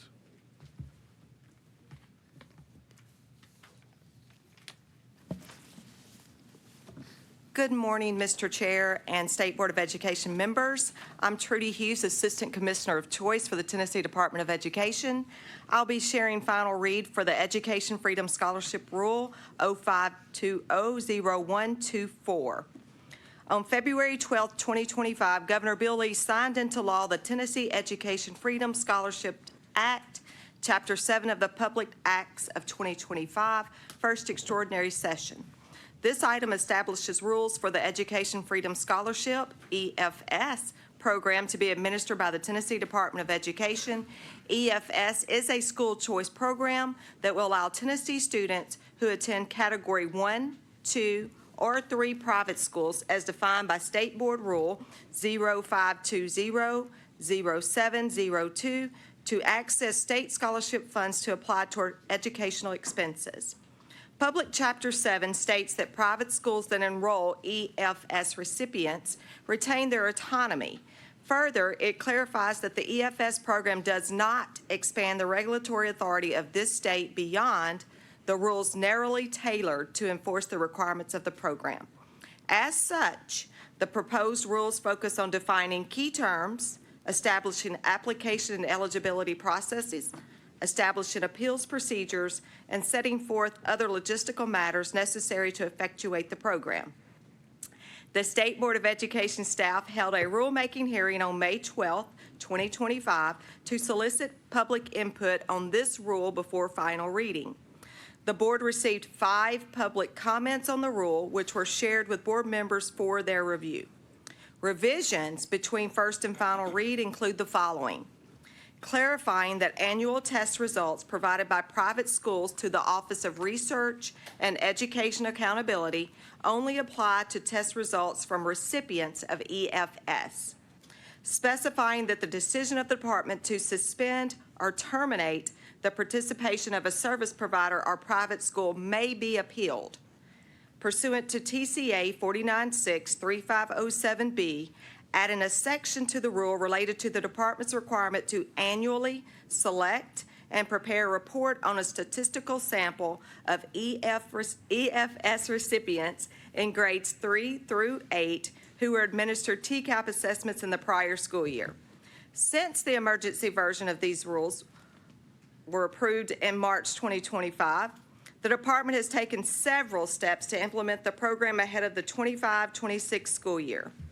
To inform stakeholders about the program, the department has held webinars that over 200 interested school and community organizations attended, held in-person informational sessions, released an application documentation checklist so families could prepare to apply, and launched the application portal on May 15th, 2025. TCA 491212 requires that the department prepare a physical analysis of any policy, rule, or regulation proposed to the State Board of Education. This rule has no financial impact on an LEA beyond any potential impact of the authorizing statute. The Department of Education recommends approval of this item on final reading. The SBE staff concurs with this recommendation. We have a recommendation. Is there a motion for Education Freedom Scholarships Rules 05200124? So moved. Mr. Molinaro moves. Is there a second? Vice Chair Cobbins seconds. Are there questions? Mr. Molinaro. I didn't even have to say anything. I just smiled. Mostly comments. Let me just start with Trudy. We were talking just a few minutes ago. Thank you for your work on this, for your passion, your commitment. Also, more broadly, thank you for the 45 or so, I'm told, members of the department who are contributing to reviewing the applications. It's been a full court press. As I understand, as of yesterday, you told me a few minutes ago, as of yesterday at 8 a.m., we had 40,323 applications. I think I got that number right. It's a lot of work, and you've run very hard and very fast to try to serve Tennessee families in this way, and just I am grateful for that commitment, and please continue to share that with your team. Obviously, also thank you to the legislature, to the governor for leading on this. It's not done yet. There will be opportunities to expand it, to improve it. It's already being improved, the process, but it took leadership. It took fortitude and commitment on the part of many. So thank you to all of them. I would also like to say thank you to Rich Fulford. He's the administrator at the Christian Academy in Knoxville. He had some great feedback from me on this. We'll talk about that item here in just a second, but I would just say that this has been I've received comments from a number of different people. I would say that there's some confusion around some issues. I think there are some who are still familiarizing themselves with the program. I know that your team is working hard on trying to communicate as clearly as possible. But I would also just say to those who might be watching or have an interest, please keep the comments coming so that we can help Trudy and her team continue to make the process itself better. But thanks to Rich Fulford, one of the issues that he brought up was a question of when a school is required to turn over test results. Specifically, are those test results in fact limited to the recipients of the scholarship only? That's item, or it's the amendment under 24-10 1C. I think the way that the language was written was clear if you parsed it, but one of the goals I know of the department, one of the goals of the board is to make it as clear as possible and really leave as little up to question as possible, especially when it comes to what data or information must be shared. So again, thanks to Rich for helping us sort that out. I did look at the application form. We had a number of phone calls with the department and with the team that both created the process and is now running the process. I had a chance to kind of look at the online portal that you're using, and again, would just say great job on that. I know you came up with that quickly and have continued to tweak it along the way. The other issue that and I would say is, in my mind, still an outstanding issue, but it is one that both the department and OREA have been helpful in in bringing some clarity to is the question of what data are the schools required to provide, and more specifically, are schools required to provide income level data, especially if they don't already have it. And I'm going to turn to Sam here in just a second. We had, again, a number of phone calls on this, one in particular where we had Sam, a few others on his team, a few members of the state board staff. We had a couple of representatives, I believe, from OREA. And Sam, I'm just going to ask you to confirm that my understanding of the phone call is correct. What I understood OREA to say is that they do not intend to ask schools or require that schools provide income level data if they don't already have that information. Is that a correct understanding from that phone call? Yes, that's correct. OREA did help kind of provide an answer to an FAQ on this, and specific language in that response said schools should only provide this information if schools already collect such data. So it is limited to that. Okay, thank you. Again, I just wanted to make sure that I heard that correctly as well. I'll close on this, and you've already read this in the initial memo, but I want to highlight this particular part of the rule. This is again under 24-10, subsection 3. The creation of the program does not expand the regulatory authority of the state or authorize any entity to impose additional rules, regulations, or requirements on private schools beyond those necessary to enforce the requirements of the program. I would just encourage anyone who is skeptical of the merits of the program or that might perceive that the program is an attempt on the behalf of the state to impose its will on recipients or on schools to read the rule, read the law. If you have questions, by all means, bring it, and let's seek clarification, and let's, if we have to, make edits and amendments and so forth to further sort of surface that clarification. But I have yet to run across someone on this team and at the department who is not very well aware of the importance of this particular clause and very respectful of it. So thank you. Go ahead, Mr. Wells.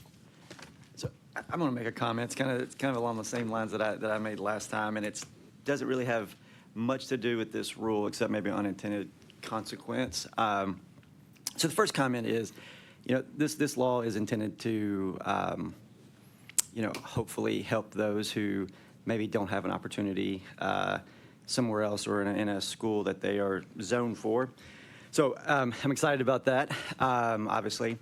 But there may be an unintended consequence when it comes to athletics and private schools a little bit. And I realize I've talked to the department.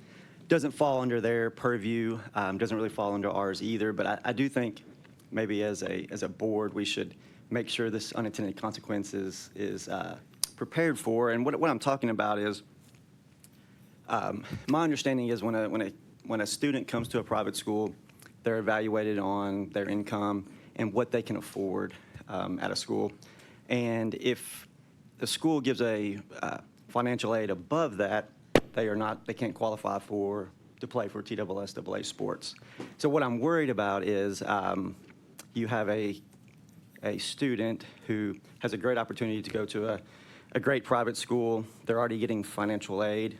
They're playing sports, and now they'll qualify for this scholarship, and it could throw them out if TSSAA doesn't have that rule in effect. So just a little worried about that recourse there. But I think athletics play an important role. Obviously, I think the number one thing when it comes to a student is that great teacher in front of them, and then probably the great parent at home are probably the two most important things. But there's a lot of kids who care about school only because of athletics.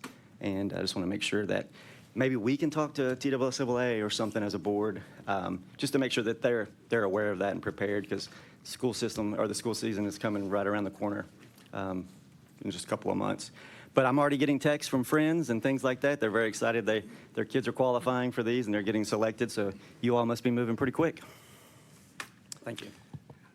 Unintended consequences, I think, is something of questions and concerns.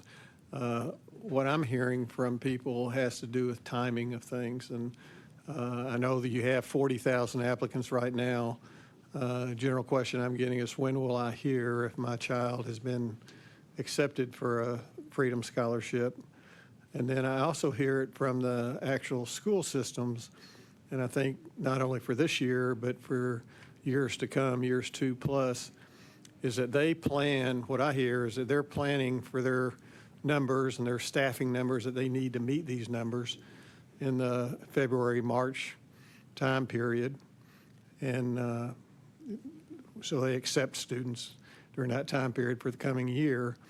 And if the student doesn't find out that they get the scholarship until, say, May or June or July of that year, then if they don't get the scholarship, they can't afford with the scholarship to go, and so they don't go, and the school has reserved a space for them, and now it's too late for the school to accept somebody else. So how can we work this timing issue to be closer or to address this issue?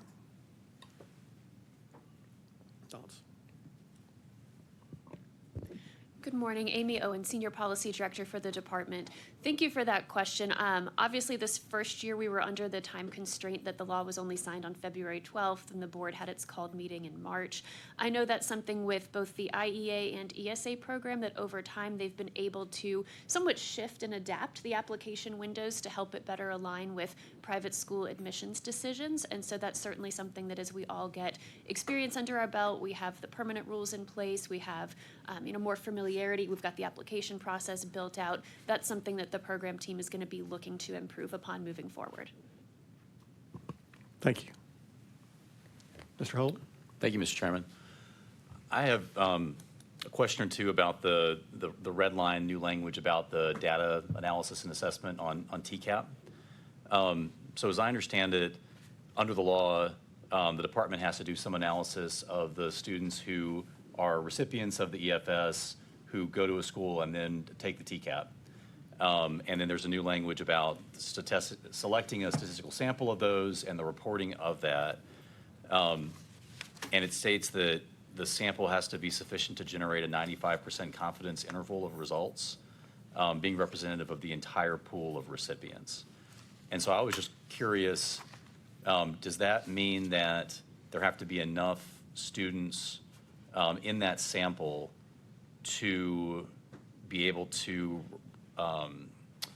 provide 95% accurate results for all recipients just in that grade or that particular school or at a district level or statewide? What's the population that we're thinking about when we're talking about that confidence interval? Thank you for the question. Right now, we are thinking of it in the context of recipients who were administered the TCAP by their private school. There are private schools that choose to administer the TCAP as opposed to a nationally standardized assessment.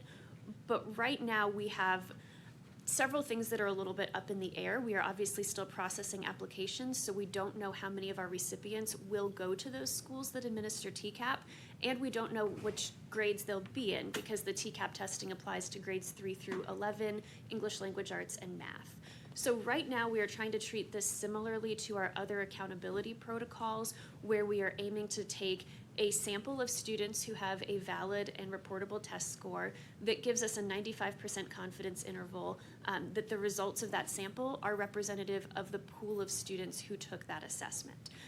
Now, if for some reason we have quite a few recipients at schools that administer the TCAP, we may be able to provide more in-depth data analysis by subject or grade level or, geographical district in which the private schools are located, but it will really depend on what those end counts look like to make sure we can maintain privacy restrictions. And my understanding is that we expect that most of the recipients are not going to be administered the TCAP, but instead some other nationally normed assessment. Is that right? I think that's likely accurate. Our assessment team is still looking at TCAP data from this past year. There were 120 plus private schools that administered TCAP to at least some students. Some of our other school choice programs do require recipients to take the TCAP. So it may be that they had some students who took TCAP, some students who took a different assessment. So we're still looking into which schools will administer TCAP as just a matter of course.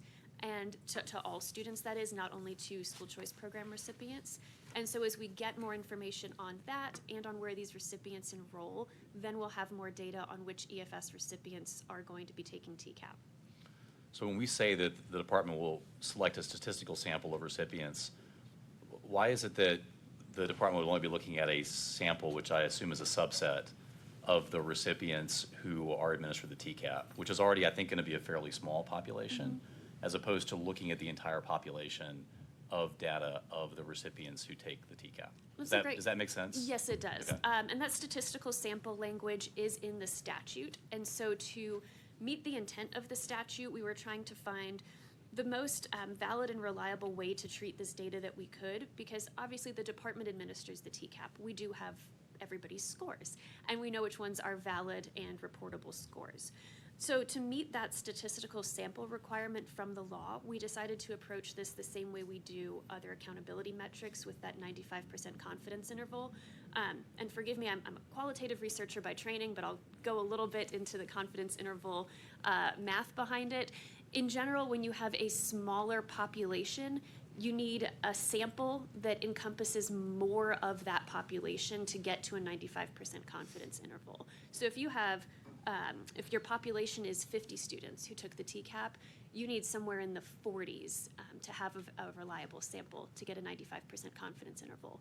If for some reason we have several hundred or several thousand recipients who take the TCAP, then that sample size could be smaller, but still get us a statistically similar sample that would represent the population. Okay, and that's helpful, because part of what my concern is being able to have data reporting out so that families can have that information in making decisions about whether they want to apply for an EFS and then which school to send their child to using the EFS funds. And I guess if, so long as the population who's taking the TCAP is small, that the statistical sample is larger, then that, I guess, increases the likelihood we're going to have some data to report out, even if it's a relatively small number of students who administer the TCAP. It should not be that this confidence interval language is the thing that would prevent some sort of reporting. The only thing that would prevent some sort of reporting would be as if we had very small N counts and we simply could not do it to maintain student privacy restrictions. Okay, do we have any sense of what that number, like the break point at which a certain number of students have to take the TCAP for us to have any reporting about how those students are doing on the TCAP? Typically for other accountability, we use an N count of 30. I'm going to look at Sam to double check me on that. Yeah. And so that would be like within one district, like if there were more than 30 recipients of EFSs that took the TCAP, then if history is accurate, then we would likely have a way to report out how those students had done on TCAP, who were recipients of EFSs. That is my understanding, yes. Okay, great. Thank you. Thank you. Other questions? Vice Chair Collins. Thank you. Received an email yesterday from Tennessee Association of Independent Schools, which is a membership organization of about 65 independent schools across Tennessee, with some suggestions. And some of those have been addressed in some of the comments heretofore. But one in particular relates to the fiscal years that generally start on July 1st or August 1st for many independent schools. And tuition payments generally begin quarterly or pay quarterly beginning in April for the academic year to follow.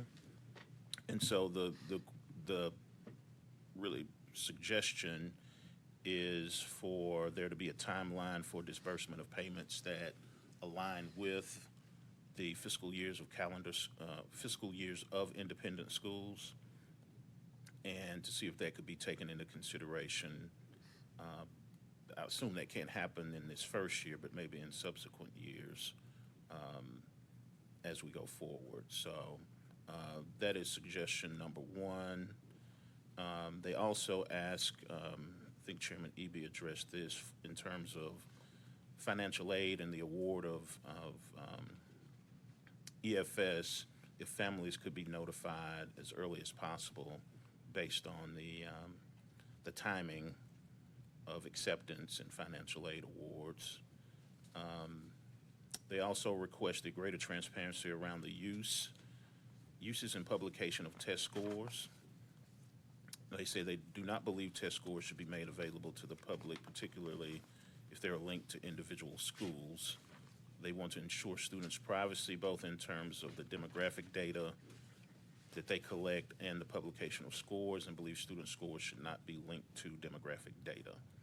So I think that point was made as well.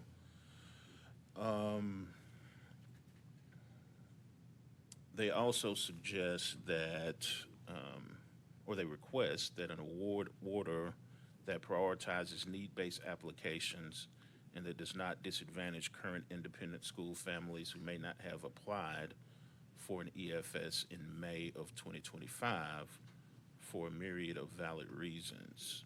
These reasons might include that the school their child attended did not accept EFS vouchers, their child was not eligible for kindergarten for the 25-26 academic year, or their work schedule did not allow them to access the portal in a timely way on May 15, 2005. So clearly they didn't make the rulemaking hearing to have this input at that time, but I can forward this to you all in writing so that, and put you in touch with them for future conversations, and hopefully this can be incorporated into the facilitation of the EFS going forward. Is that okay? Okay. Yes, thank you. And the state board staff did forward us those public comments. So we do have them. And there are some that might be better addressed to the underlying statute that are things that we can't necessarily change here, but we'll certainly go through those and see what we're able to adapt. Thank you. Let me ask a question, because we have talked about ongoing process. Obviously, you want to continue to improve. Is this something that, like at our quarterly workshops, each quarterly workshop or something, we could get an update from the department on actions that have been taken or plans or something? Would that be possible? That might be helpful, just so people understand, addressing the questions that are being brought up, if something's being done about it or not, but at least, get an update, I think would be helpful. Other questions or comments? If not, we have a recommendation, a motion, and a second on Education Freedom Scholarships rule. This is a rule, final reading, requires a roll call vote. Mr. Griffin, please call the roll. Mr. Cobbins. Aye. Oh, hold on a second. Ms. Supe. Can I make one comment before the vote? Sure. I believe we had discussed a potential edit to the language that you were going to flag. I'm happy to go Please. over what it is. Yeah, please do. Thank you. Sorry. It's on page 13 of the red line, and it is Rule 0520-01-24-.15. This is a simple stylistic clerical revision. Just an interjection real quick. Is this a motion? Yeah, I was supposed to make the motion, and I failed to do that Okay, for an just amendment. making So she's going to explain what I failed to do, and then we'll make the motion. Got it. Thank you. All this does, this clerical edit, is take the phrase at the end of paragraph 1 that reads, provided that they were recipients during the prior school year, and instead moves that phrase to right after the TCA citation so that it will read, who pursuant to TCA 49-6-3507A1B were recipients during the prior school year and were administered TCAP assessments in the prior year. So all it is just shifting around the structure of the sentence if state board members so choose to do so. Yeah, I think the purpose, I think was recommended by the AG's office to clarify, it doesn't change the intent or anything like that. That's correct. So I will move to amend as what Ms. Supe has read, if there's a second for that amendment. Second. Mr. Mullenhour seconds. Any further discussion on that amendment? If not, Mr. Griffin, please call the roll on the amendment. Mr. Cobbins. Aye. Ms. Albertson. Aye. Mr. Holt. Aye. Mr. Jensen. Ms. Johnson. Aye. Ms. Maxwell. Aye. Ms. McInturf. Aye. Mr. Mullenhour. Aye. Mr. Wells. Aye. Mr. Chairman. Aye. Mr. Chairman, you have 9 ayes. So the amendment passes. Now we will vote on the rule as amended for Education Freedom Scholarships Rule 05200124. Mr. Griffin, please call the roll. Mr. Cobbins. Aye. Ms. Albertson. Aye. Mr. Holt. Aye. Ms. Jensen. Ms. Johnson. Aye. Ms. Maxwell. Aye. Ms. McInturf. Aye. Mr. Mullenhour. Aye. Mr. Wells. Aye. Mr. Chairman. Aye. Mr. Chairman, you have 9 ayes. The motion passes. Thank you. Next item is approved high school policy 3205. Ms. Deborah Knoll.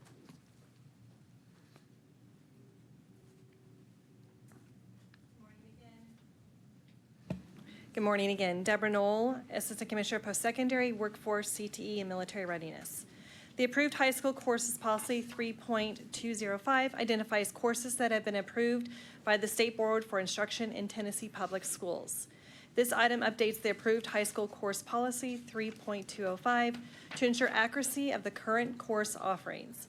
The department conducted a review of courses listed in the policy and updated the career and technical education and other courses to ensure the policy is reflective of the course changes approved by the State Board of Education at previous meetings throughout the 24-25 school year, including removal of courses no longer offered for credit in grades 9 through 12, removal of CTE course guidance, and provide a naming consistency of courses with the recently approved standards. Additionally, the CTE courses are realigned based on the new alignment of career clusters that will go into effect for the 25-26 school year. Beginning in the 25-26 school year, statewide dual credit will be phased out over a 3-year period. For more information, please see the Department of Education's website. This item is being heard on first and final reading to allow for timely implementation for the 25-26 school year. The Department of Education recommends approval of this item on first and final reading, and the State Board of Education staff concurs with this recommendation. We have a recommendation on first and final reading for approved high school policy 3205. Is a motion to accept? So moved. Mr. Wells moves, Mr. Holt seconds. Are there questions or comments? I've got a couple of questions. As I said in my earlier talk this morning, I looked through these classes and it amazes me how many courses that we're offering. Do you have any idea what percent of these classes are actually given during the year? I mean, are all the classes given somewhere, some? Yeah, to your point, there are a lot of different courses there. So really, it's around the flexibility for our LEA. So it's really our job at the Department of Education to offer, you know, all these courses, and then it's up to the LEA to decide what is best for their students and their community. And then, of course, we offer a lot of flexibilities when we talk about AP Access for All, dual enrollment, those pieces offer that flexibility. It's a large ask to know if there's like a single school district that offers all of those. I doubt that, just because of the wide range of courses that are offered and the different levels of courses that are offered. But if there's something specific that you would like to know, I am more than happy to do a data request for you and get that information over to you. Well, let me ask this question. LEAs, how do they determine if they're going to offer a course or not? Do they survey their students for interest or what? I think it varies across the state, just depending on what the needs are. I do know that the courses are in place to offer that flexibility for the LEAs. If there's a student who is specifically interested in an AP course or a dual enrollment course or something like that, those courses are there for that flexibility, but it is up to the LEA to decide what is best. And then finally, the fact that we have virtual courses now, does that open up, or do we have data that shows that more students are taking some of these courses that aren't being offered in their district, that a wide range of them are being taken virtually? I mean, Yeah, absolutely. AP Access for All is a prime example, and I will be able to share, I can share an annual report with you that shows the uptick in that, because that does offer that flexibility of those AP courses that have not been traditionally offered by a specific school district. It really opens up that pathway for students to take any of those courses. yeah, I'd like to see that too. I'll be happy to send that over. It is amazing the number of courses that we do offer. Yeah. So, any other questions or comments? If none, then we have a recommendation and motion and a second on approved high school course policy 3205. All in favor signify by saying aye. Aye. Opposed? Motion carries. Thank you, Ms. Noel. Next question is 2025-2026 minimum salary schedule. Ms. Mary Ann Dursky.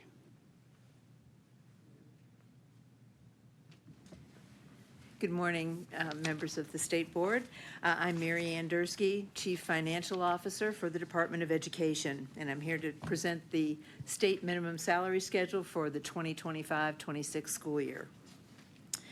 TCA 493105E allows the General Assembly to restrict a portion of the annual increase to the base funding for the sole purpose of providing salary increases to existing educators. The fiscal year 25-26 budget includes $125 million in improvements to the Tennessee Investment in Student Achievement, TISA, that have been restricted for this purpose. Because TISA is a funding plan and not a spending plan, each local education agency will utilize its additional salary funds to meet its unique compensation needs for existing educators, provided that the LEA meets the requirements of TCA 493306A1. LEAs are not required to provide across-the-board pay increases solely based on seniority or educational attainment, but rather have the ability and flexibility to determine areas of need and adjust compensation structures accordingly. Pursuant to TCA 493306A1, the Commissioner of Education is required to annually present and submit to the State Board of Education for approval a state salary schedule for licensed personnel. The salary schedule must include a base salary for licensed personnel with a bachelor's degree and no years of experience. Licensed personnel with more training and experience must receive higher salaries than the established base salary. The current state minimum salary schedule includes a base salary of $44,500. In accordance with TCA 493306A3, the minimum salary for educators will increase to $47,000 for the 25-26 school year and to $50,000 for the 26-27 school year. 100% of the $125 million improvement for salaries must be spent on improving existing educator salaries. The salary schedule and any adopted adjustments represent only the minimum salary that an LEA must pay to individual teachers. Most LEAs currently exceed the state minimums identified on the schedule and will continue to do so with the proposed schedule. In 2013, the State Board of Education revised the structure of the state minimum salary schedule to provide additional compensation flexibility to LEAs while maintaining a commitment to salary improvements, especially for teachers at or near the state minimum. The proposed 2025-26 schedule continues to address these two policy goals. TCA 491212 requires that the department prepare a fiscal analysis of any policy, rule, or regulation proposed to the State Board of Education. Based on the April 2025 TISA projections, it is estimated that 80 LEAs will be required to increase at least one level of their local salary schedule to comply with the new state minimum.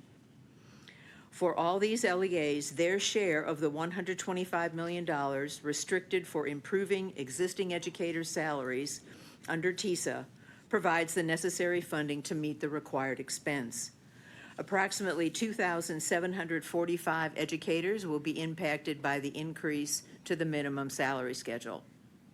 The increase of the minimum salary schedule to $47,000 represents a $2,500 increase over the current minimum salary of $44,500.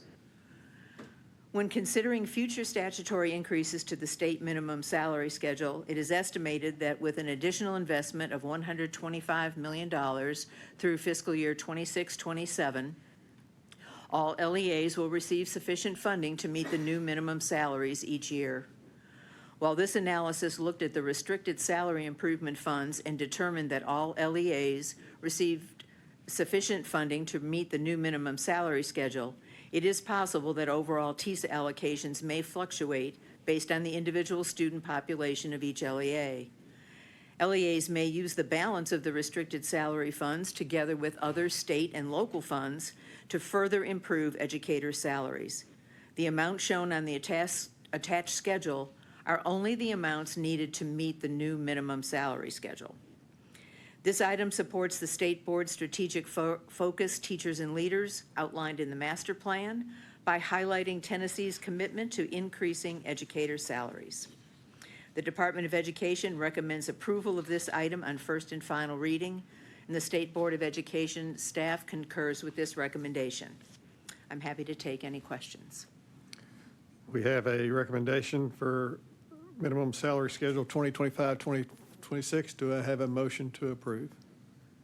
So moved. We have a motion from Vice Chair Cobbins and Ms. Johnson, second.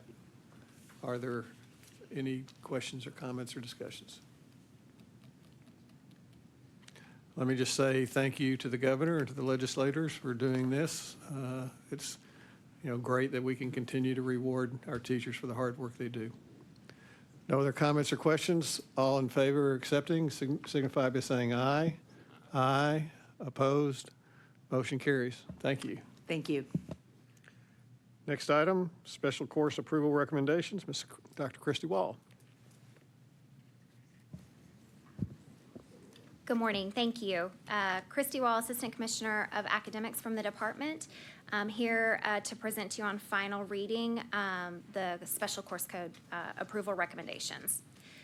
The State Board of Education Academic Program Requirements Rule 0520-01-03-.03 subsection 4 and Special Courses Policy 3.201 allow school districts to apply to offer special courses not listed in the approved high school courses policy 3.205. The Department of Education annually reviews special course and special programs of study applications and assigns subject-specific course codes to special courses approved on a 1, 3, or 6-year cycle.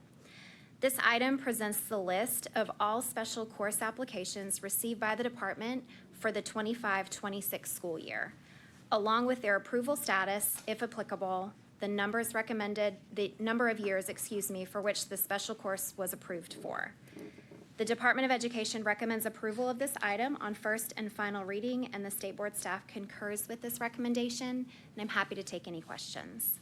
We have a motion, we have a recommendation for special course approval recommendations. Is there a motion to approve? So moved. Vice Chair Cobbins moves. Is there a second? Second. Mr. Holt seconds. Questions or comments for Dr. Wall? I've got a couple. So these are for 1, 3, and 6 years. Do they ever become permanent? Looking at some of these courses are really neat. Do they ever become permanent courses, or how would they become permanent courses? Thank you for the question. Currently, we don't have any special courses that have become permanent course codes. However, we do have some current data trends that suggest that there are several courses that are on the list that have been on the list repeatedly that districts prefer to offer on the interval, that they're approved for consecutively. It's possible to consider some language perhaps in the special course policy to consider what data or recommendations might be necessary to consider a special course code into moving it over into a permanent course code. That would also open up flexibility to all districts to utilize if the special courses were changed and moved over to a permanent course code and part of the approved list. Yeah, that's, and that was my next question was, like school leadership 3 and 4. And I mean, looking at the different courses, I would think that other districts may be interested in, having courses like that or at least seeing the curriculum. Is there a sharing of that done typically? Yeah, thank you for another great question. So for that particular instance, we do have districts that reach out and ask about courses that are being offered in other systems. If it's a common course, oftentimes we'll share point of contact information and help them get in contact with other districts that may be offering a similar special course. And so to what point they coordinate, sharing resources, really is contingent upon what the ask is and what the district is seeking. But we do try and kind of pair districts together that might benefit just from the collaboration and have some of the special course codes in common with one another. I guess what I'd like to see in the future is, looking at, does it make sense to change the policy to figure out a way a special course could become a permanent course? I think that's definitely a worth conversation. We've got several years of data trends, both for the courses that have been approved and offered in the districts, as well as enrollment information that could be pulled. And I think that those could be two very valid sources of information to consider and consider some revisionary language within the special course policy. Great, thank you. Any other questions or comments? If none, we have a recommendation, a motion, and a second for special course approval recommendations. All in favor signify by saying aye. Aye. Opposed? Motion carries. Thank you. Thank you. Next item, textbook and instructional materials waiver request, Knox County Schools, K through 5 in science. Mr. Michael Durline. Hi again, Michael Durline, Deputy Executive Director of Policy and Research with the board. This is a request for a textbook and instructional materials waiver from Knox County Schools for K-5 science.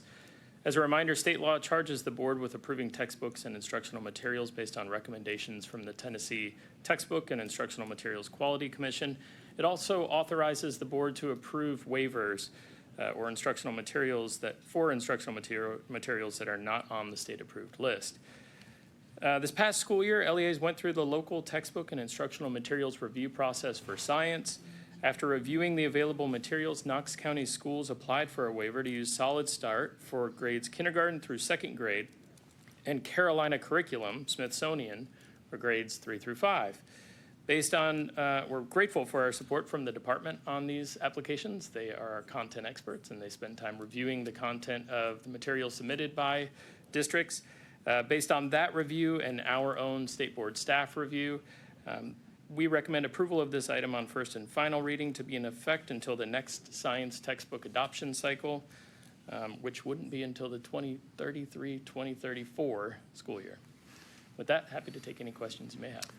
We have a recommendation for textbook and instructional materials waiver request, Knox County Schools, K through 5 science. Is there a motion to accept? So moved. Vice Chair Collins moves. Is there a second? Second. Mr. Mullenhour seconds. Are there questions? No questions. All in favor then for approving textbook and instructional materials waiver request, Knox County Schools, K through 5 science, signify by saying aye. Aye. Opposed? Motion carries. Thank you. Next item, repeal Educator Diversity Policy 570. Mr. Nathan James. Thank you, Mr. Chairman. Nathan James, Deputy Executive Director for Legislative and External Affairs. Back in 2021, the State Board adopted Policy 5.7 to promote educator diversity, as was then required by TCA 491-302G. Recently passed legislation, that was Senate Bill 1083, which we discussed yesterday, which became Public Chapter 494 as of the 27th, requires the repeal of that policy and prohibits the State Board from adopting a policy that, quote, promotes educator diversity based on race, ethnicity, sex, age, or any other demographic characteristic rather than on individual merit, qualifications, veteran status, or other lawful eligibility criteria. There's no fiscal impact of this, and it does align with the master plan's focus on engagement and accountability, which requires the board to annually amend its rules and policies as necessitated by changes in the law. The recommendation is favorable from both the board staff and the department staff.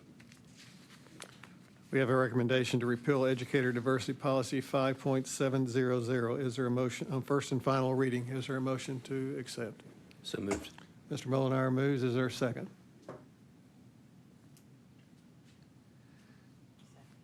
Ms. Johnson seconds. Are there questions? I have a question. I certainly understand the reasoning for this repeal, but data has also shown that diverse students do better with diverse teachers. What can we do to continue to encourage that we have teachers to meet those needs? Because that's what I asked. Well, I think it'll be a particular challenge to the board while also living in compliance with the statute. There are certainly other factors that can be looked at in terms of first-generation college going, in terms of other characteristics and factors. But the statute is rather clear, and as a matter of fact, to be fair, it's not just a general application. There is a specific paragraph about our policy that renders it null and void in its current form and requires its immediate repeal. Understand. Dr. Morrison. Just to add to that, I mean, I think the research is clear actually that all students benefit from diverse teachers. And I think just sharing the research, and this removes the requirement for districts to have a policy around this topic, but it doesn't preclude them from thinking about, the types of teachers they're hiring and the fit for students. And so I think just making sure that districts feel empowered by research and other data to continue to find excellent educators who are going to serve all of their students well. I think we can continue to, obviously, and want to support that effort and all of that, what that means. Well said. Thank you. Mr. Chairman? Yes. Mr. Holt? Does the law, and I assume that the action that we're taking today, I assume wouldn't have any impact on this, but I'm curious if the law does, precludes individual schools, in addition to districts, from making those sorts of decisions of what they think is best for students based on these considerations. Does it go down to an individual school level? It goes to all political subdivisions of the state, as a matter of fact.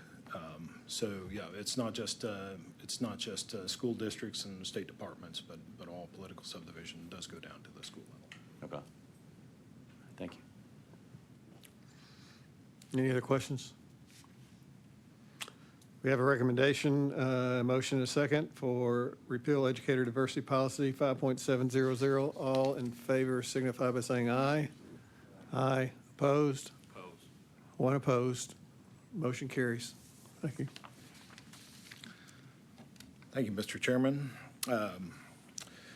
This next item is 6M, and this is a master plan supplement update, which also is necessitated by the same statute. The state board is charged in statute with developing and maintaining a master plan for public education K through 12 and providing recommendations to the executive branch, the General Assembly, and local boards of education, as well as directors of schools regarding the use of public funds for education. Recently passed legislation, that's Public Chapter 494, prohibits the state board from adopting a policy that promotes educator diversity based on race, ethnicity, age, or any other demographic characteristic rather than on individual merit, qualifications, veteran status, and lawful eligibility criteria. Accordingly, the master plan's educator diversity goals require removal pursuant to this law. This does align with the master plan's focus on engagement and accountability, which requires the board to annually amend its rules and policies as necessitated by changes in the law. The state board staff, as well as the department staff, recommend a favorable action on this item. We have a recommendation for master plan and supplement update. Is there a motion to accept the recommendation? So moved. Mr. Mullenhour moves. Is there a second? Ms. Johnson seconds. Are there questions?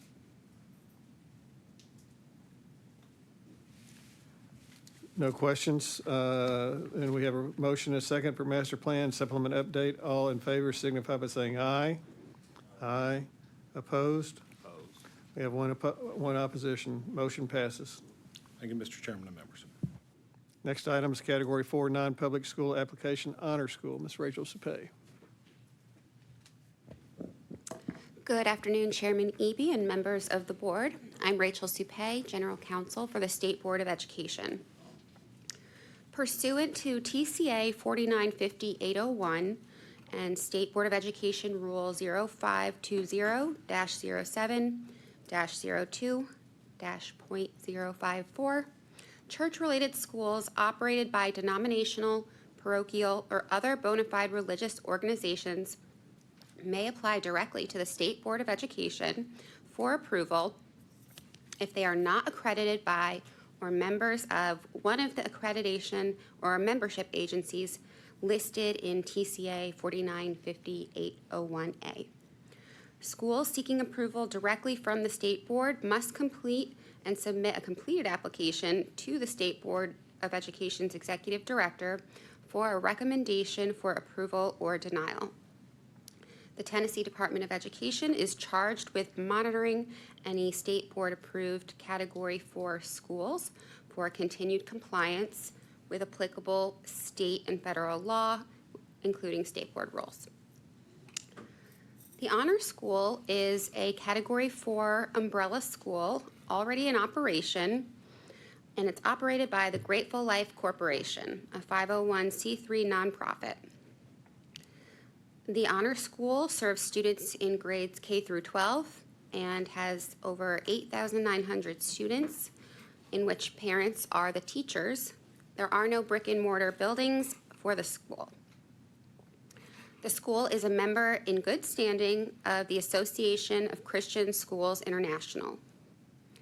State Board staff evaluated the school's application using the board's rubric for church-related schools and drafted its finding and recommendation, copies of which have been provided to the members of the board and posted on the State Board's website for review. Rule 0520-07-02-.054 only authorizes the board to approve church-related schools that are not accredited by or members of the agencies enumerated in the rule.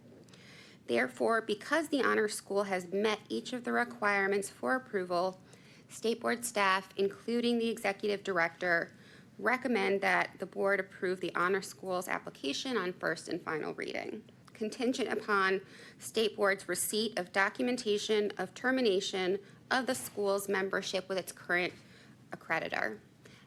With that, I am happy to take any questions.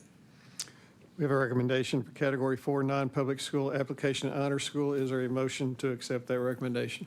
So moved. Mr. Molinaro moves. Is there a second? Second.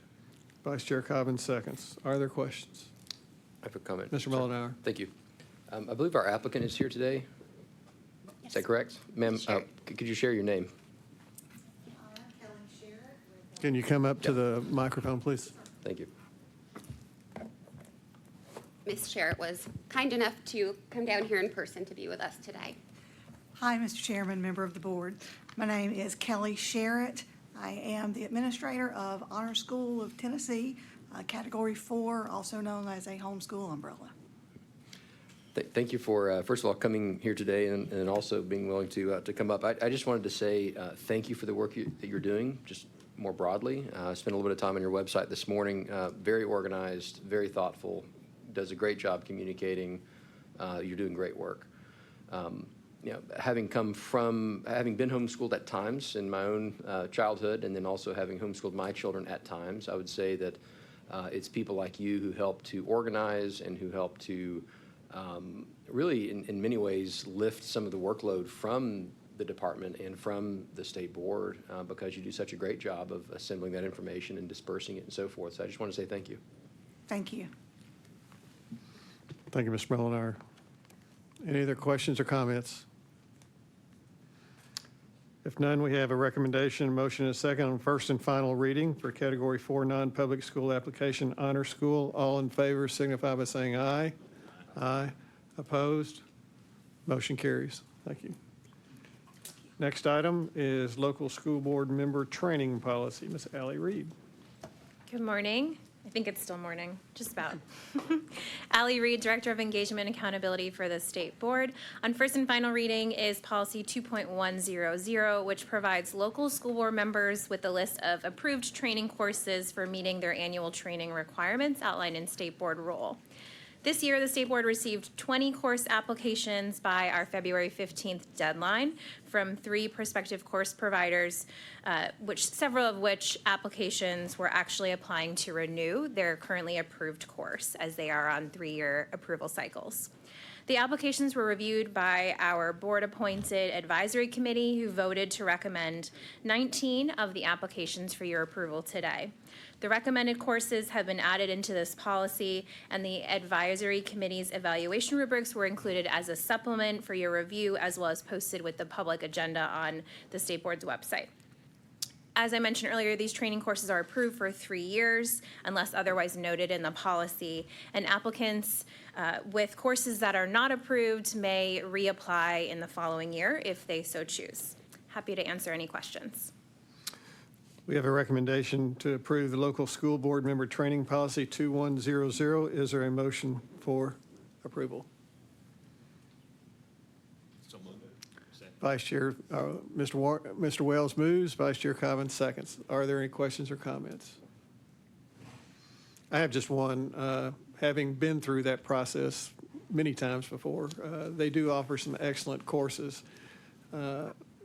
And would it be possible for our state board members, I know we don't have a training requirement, but to ask if we can attend those, say, free gratis, the ones that we want to? There's some that are really particularly of value, particularly for new members, I think, maybe even for some of the student members as they come on, just to inform them. And I know NASB has a new student member training course that they're offering. So it just helps bring people on speed quicker. So I'd suggest you go back to them and say, hey, would you accept state board members there? I think certainly if there are training courses that members are interested in, we'd be happy to ask them. Thank you. Any other further questions? We have a motion and a second. All in favor for local school board member training policy 2100 signify by saying aye. Aye. Motion passes. Next item is charter school governing body training policy. Ms. Ellie Reed, 6112. Thank you. Yes, very similarly, this policy provides the list of charter school governing body training courses that have been approved by the state board in alignment with our state board rule to meet those annual training requirements for our charter school governing body members. For this application cycle, we did receive 16 governing body training course applications by that February 15th deadline again, and this was from 5 prospective course providers. These applications were also reviewed by the same board-approved advisory committee, and they voted to recommend 13 of those applications for your approval. The recommended courses, again, have been included into this policy, and the advisory committee's evaluation rubrics were provided to you along with having it posted on the state board's website with the public agenda. These training courses are also approved for up to 3 years unless noted in the policy for a shorter amount of time, and applicants, of course, again, can reapply if they are not approved in this cycle. Happy to answer any questions here. We have a recommendation for approval of charter school governing body training policy 6112. Is there a motion to accept? Mr. Holt moves. Is there a second? Ms. Albertson seconds. Are there any questions or comments? Mr. Chairman. Mr. Holt. I was glad to see the number of these courses that have been approved.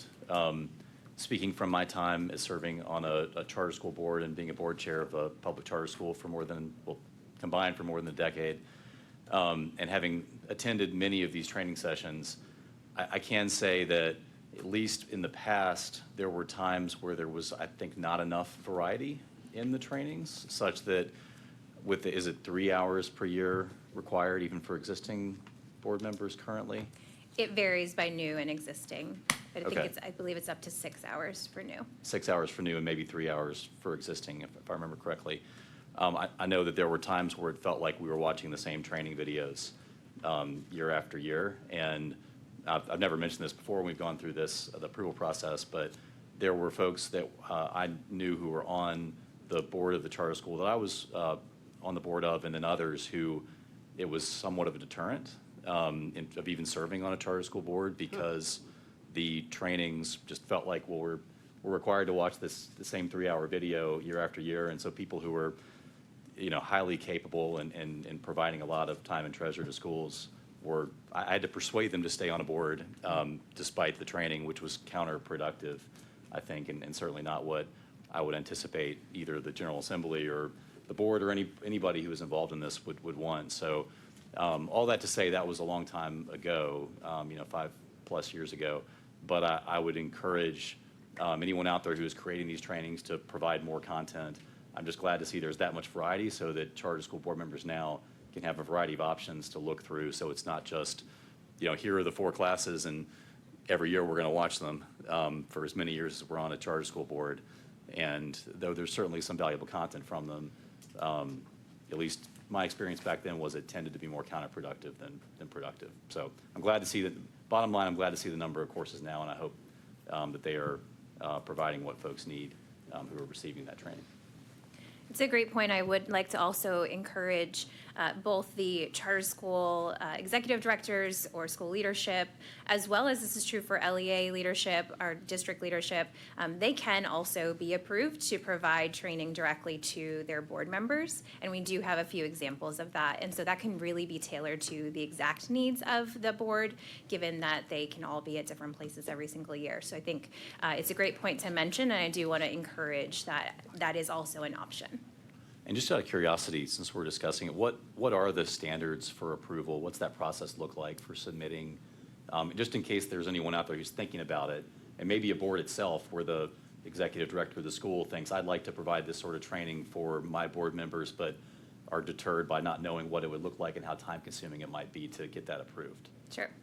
There is an application posted on our website that is due annually by February 15th, and it does require, it's a brief application with a few questions of just asking what is the course you're looking to provide, what are the training objectives, what is the structure of the course, who is it designed for, how many hours it is, that type of general information. And then it does request copies of materials that would be provided. So if during the training session you're using a presentation deck, we would ask for that. If there are handouts accompanying it, we would ask to review that as well. Thank you.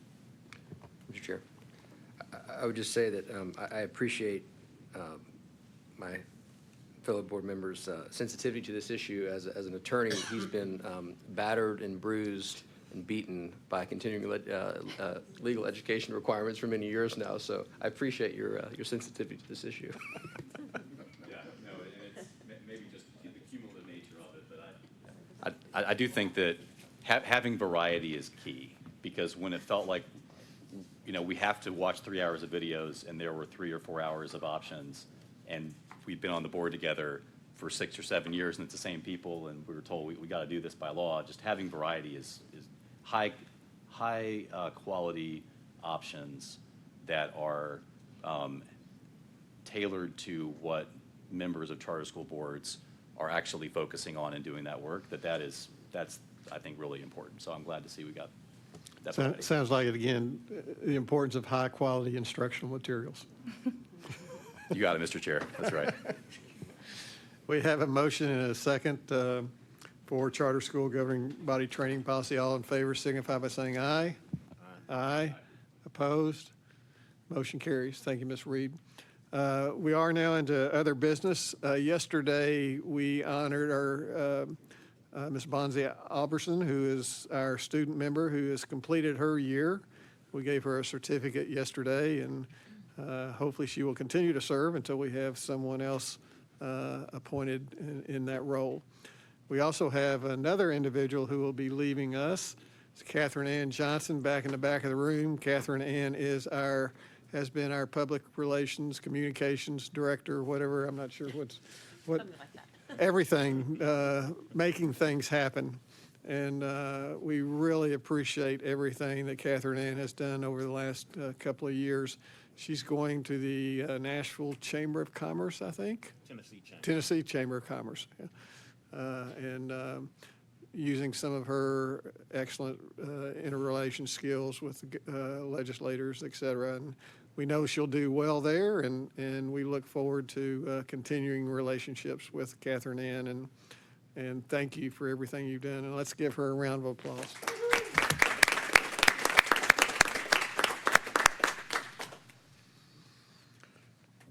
With that, any other business anyone would like to bring up? It's been a full 2 days. I think it's been a very productive 2 days. I thank each one of the board members for participating and for all the staff and for higher ed and the department participating. This meeting is adjourned.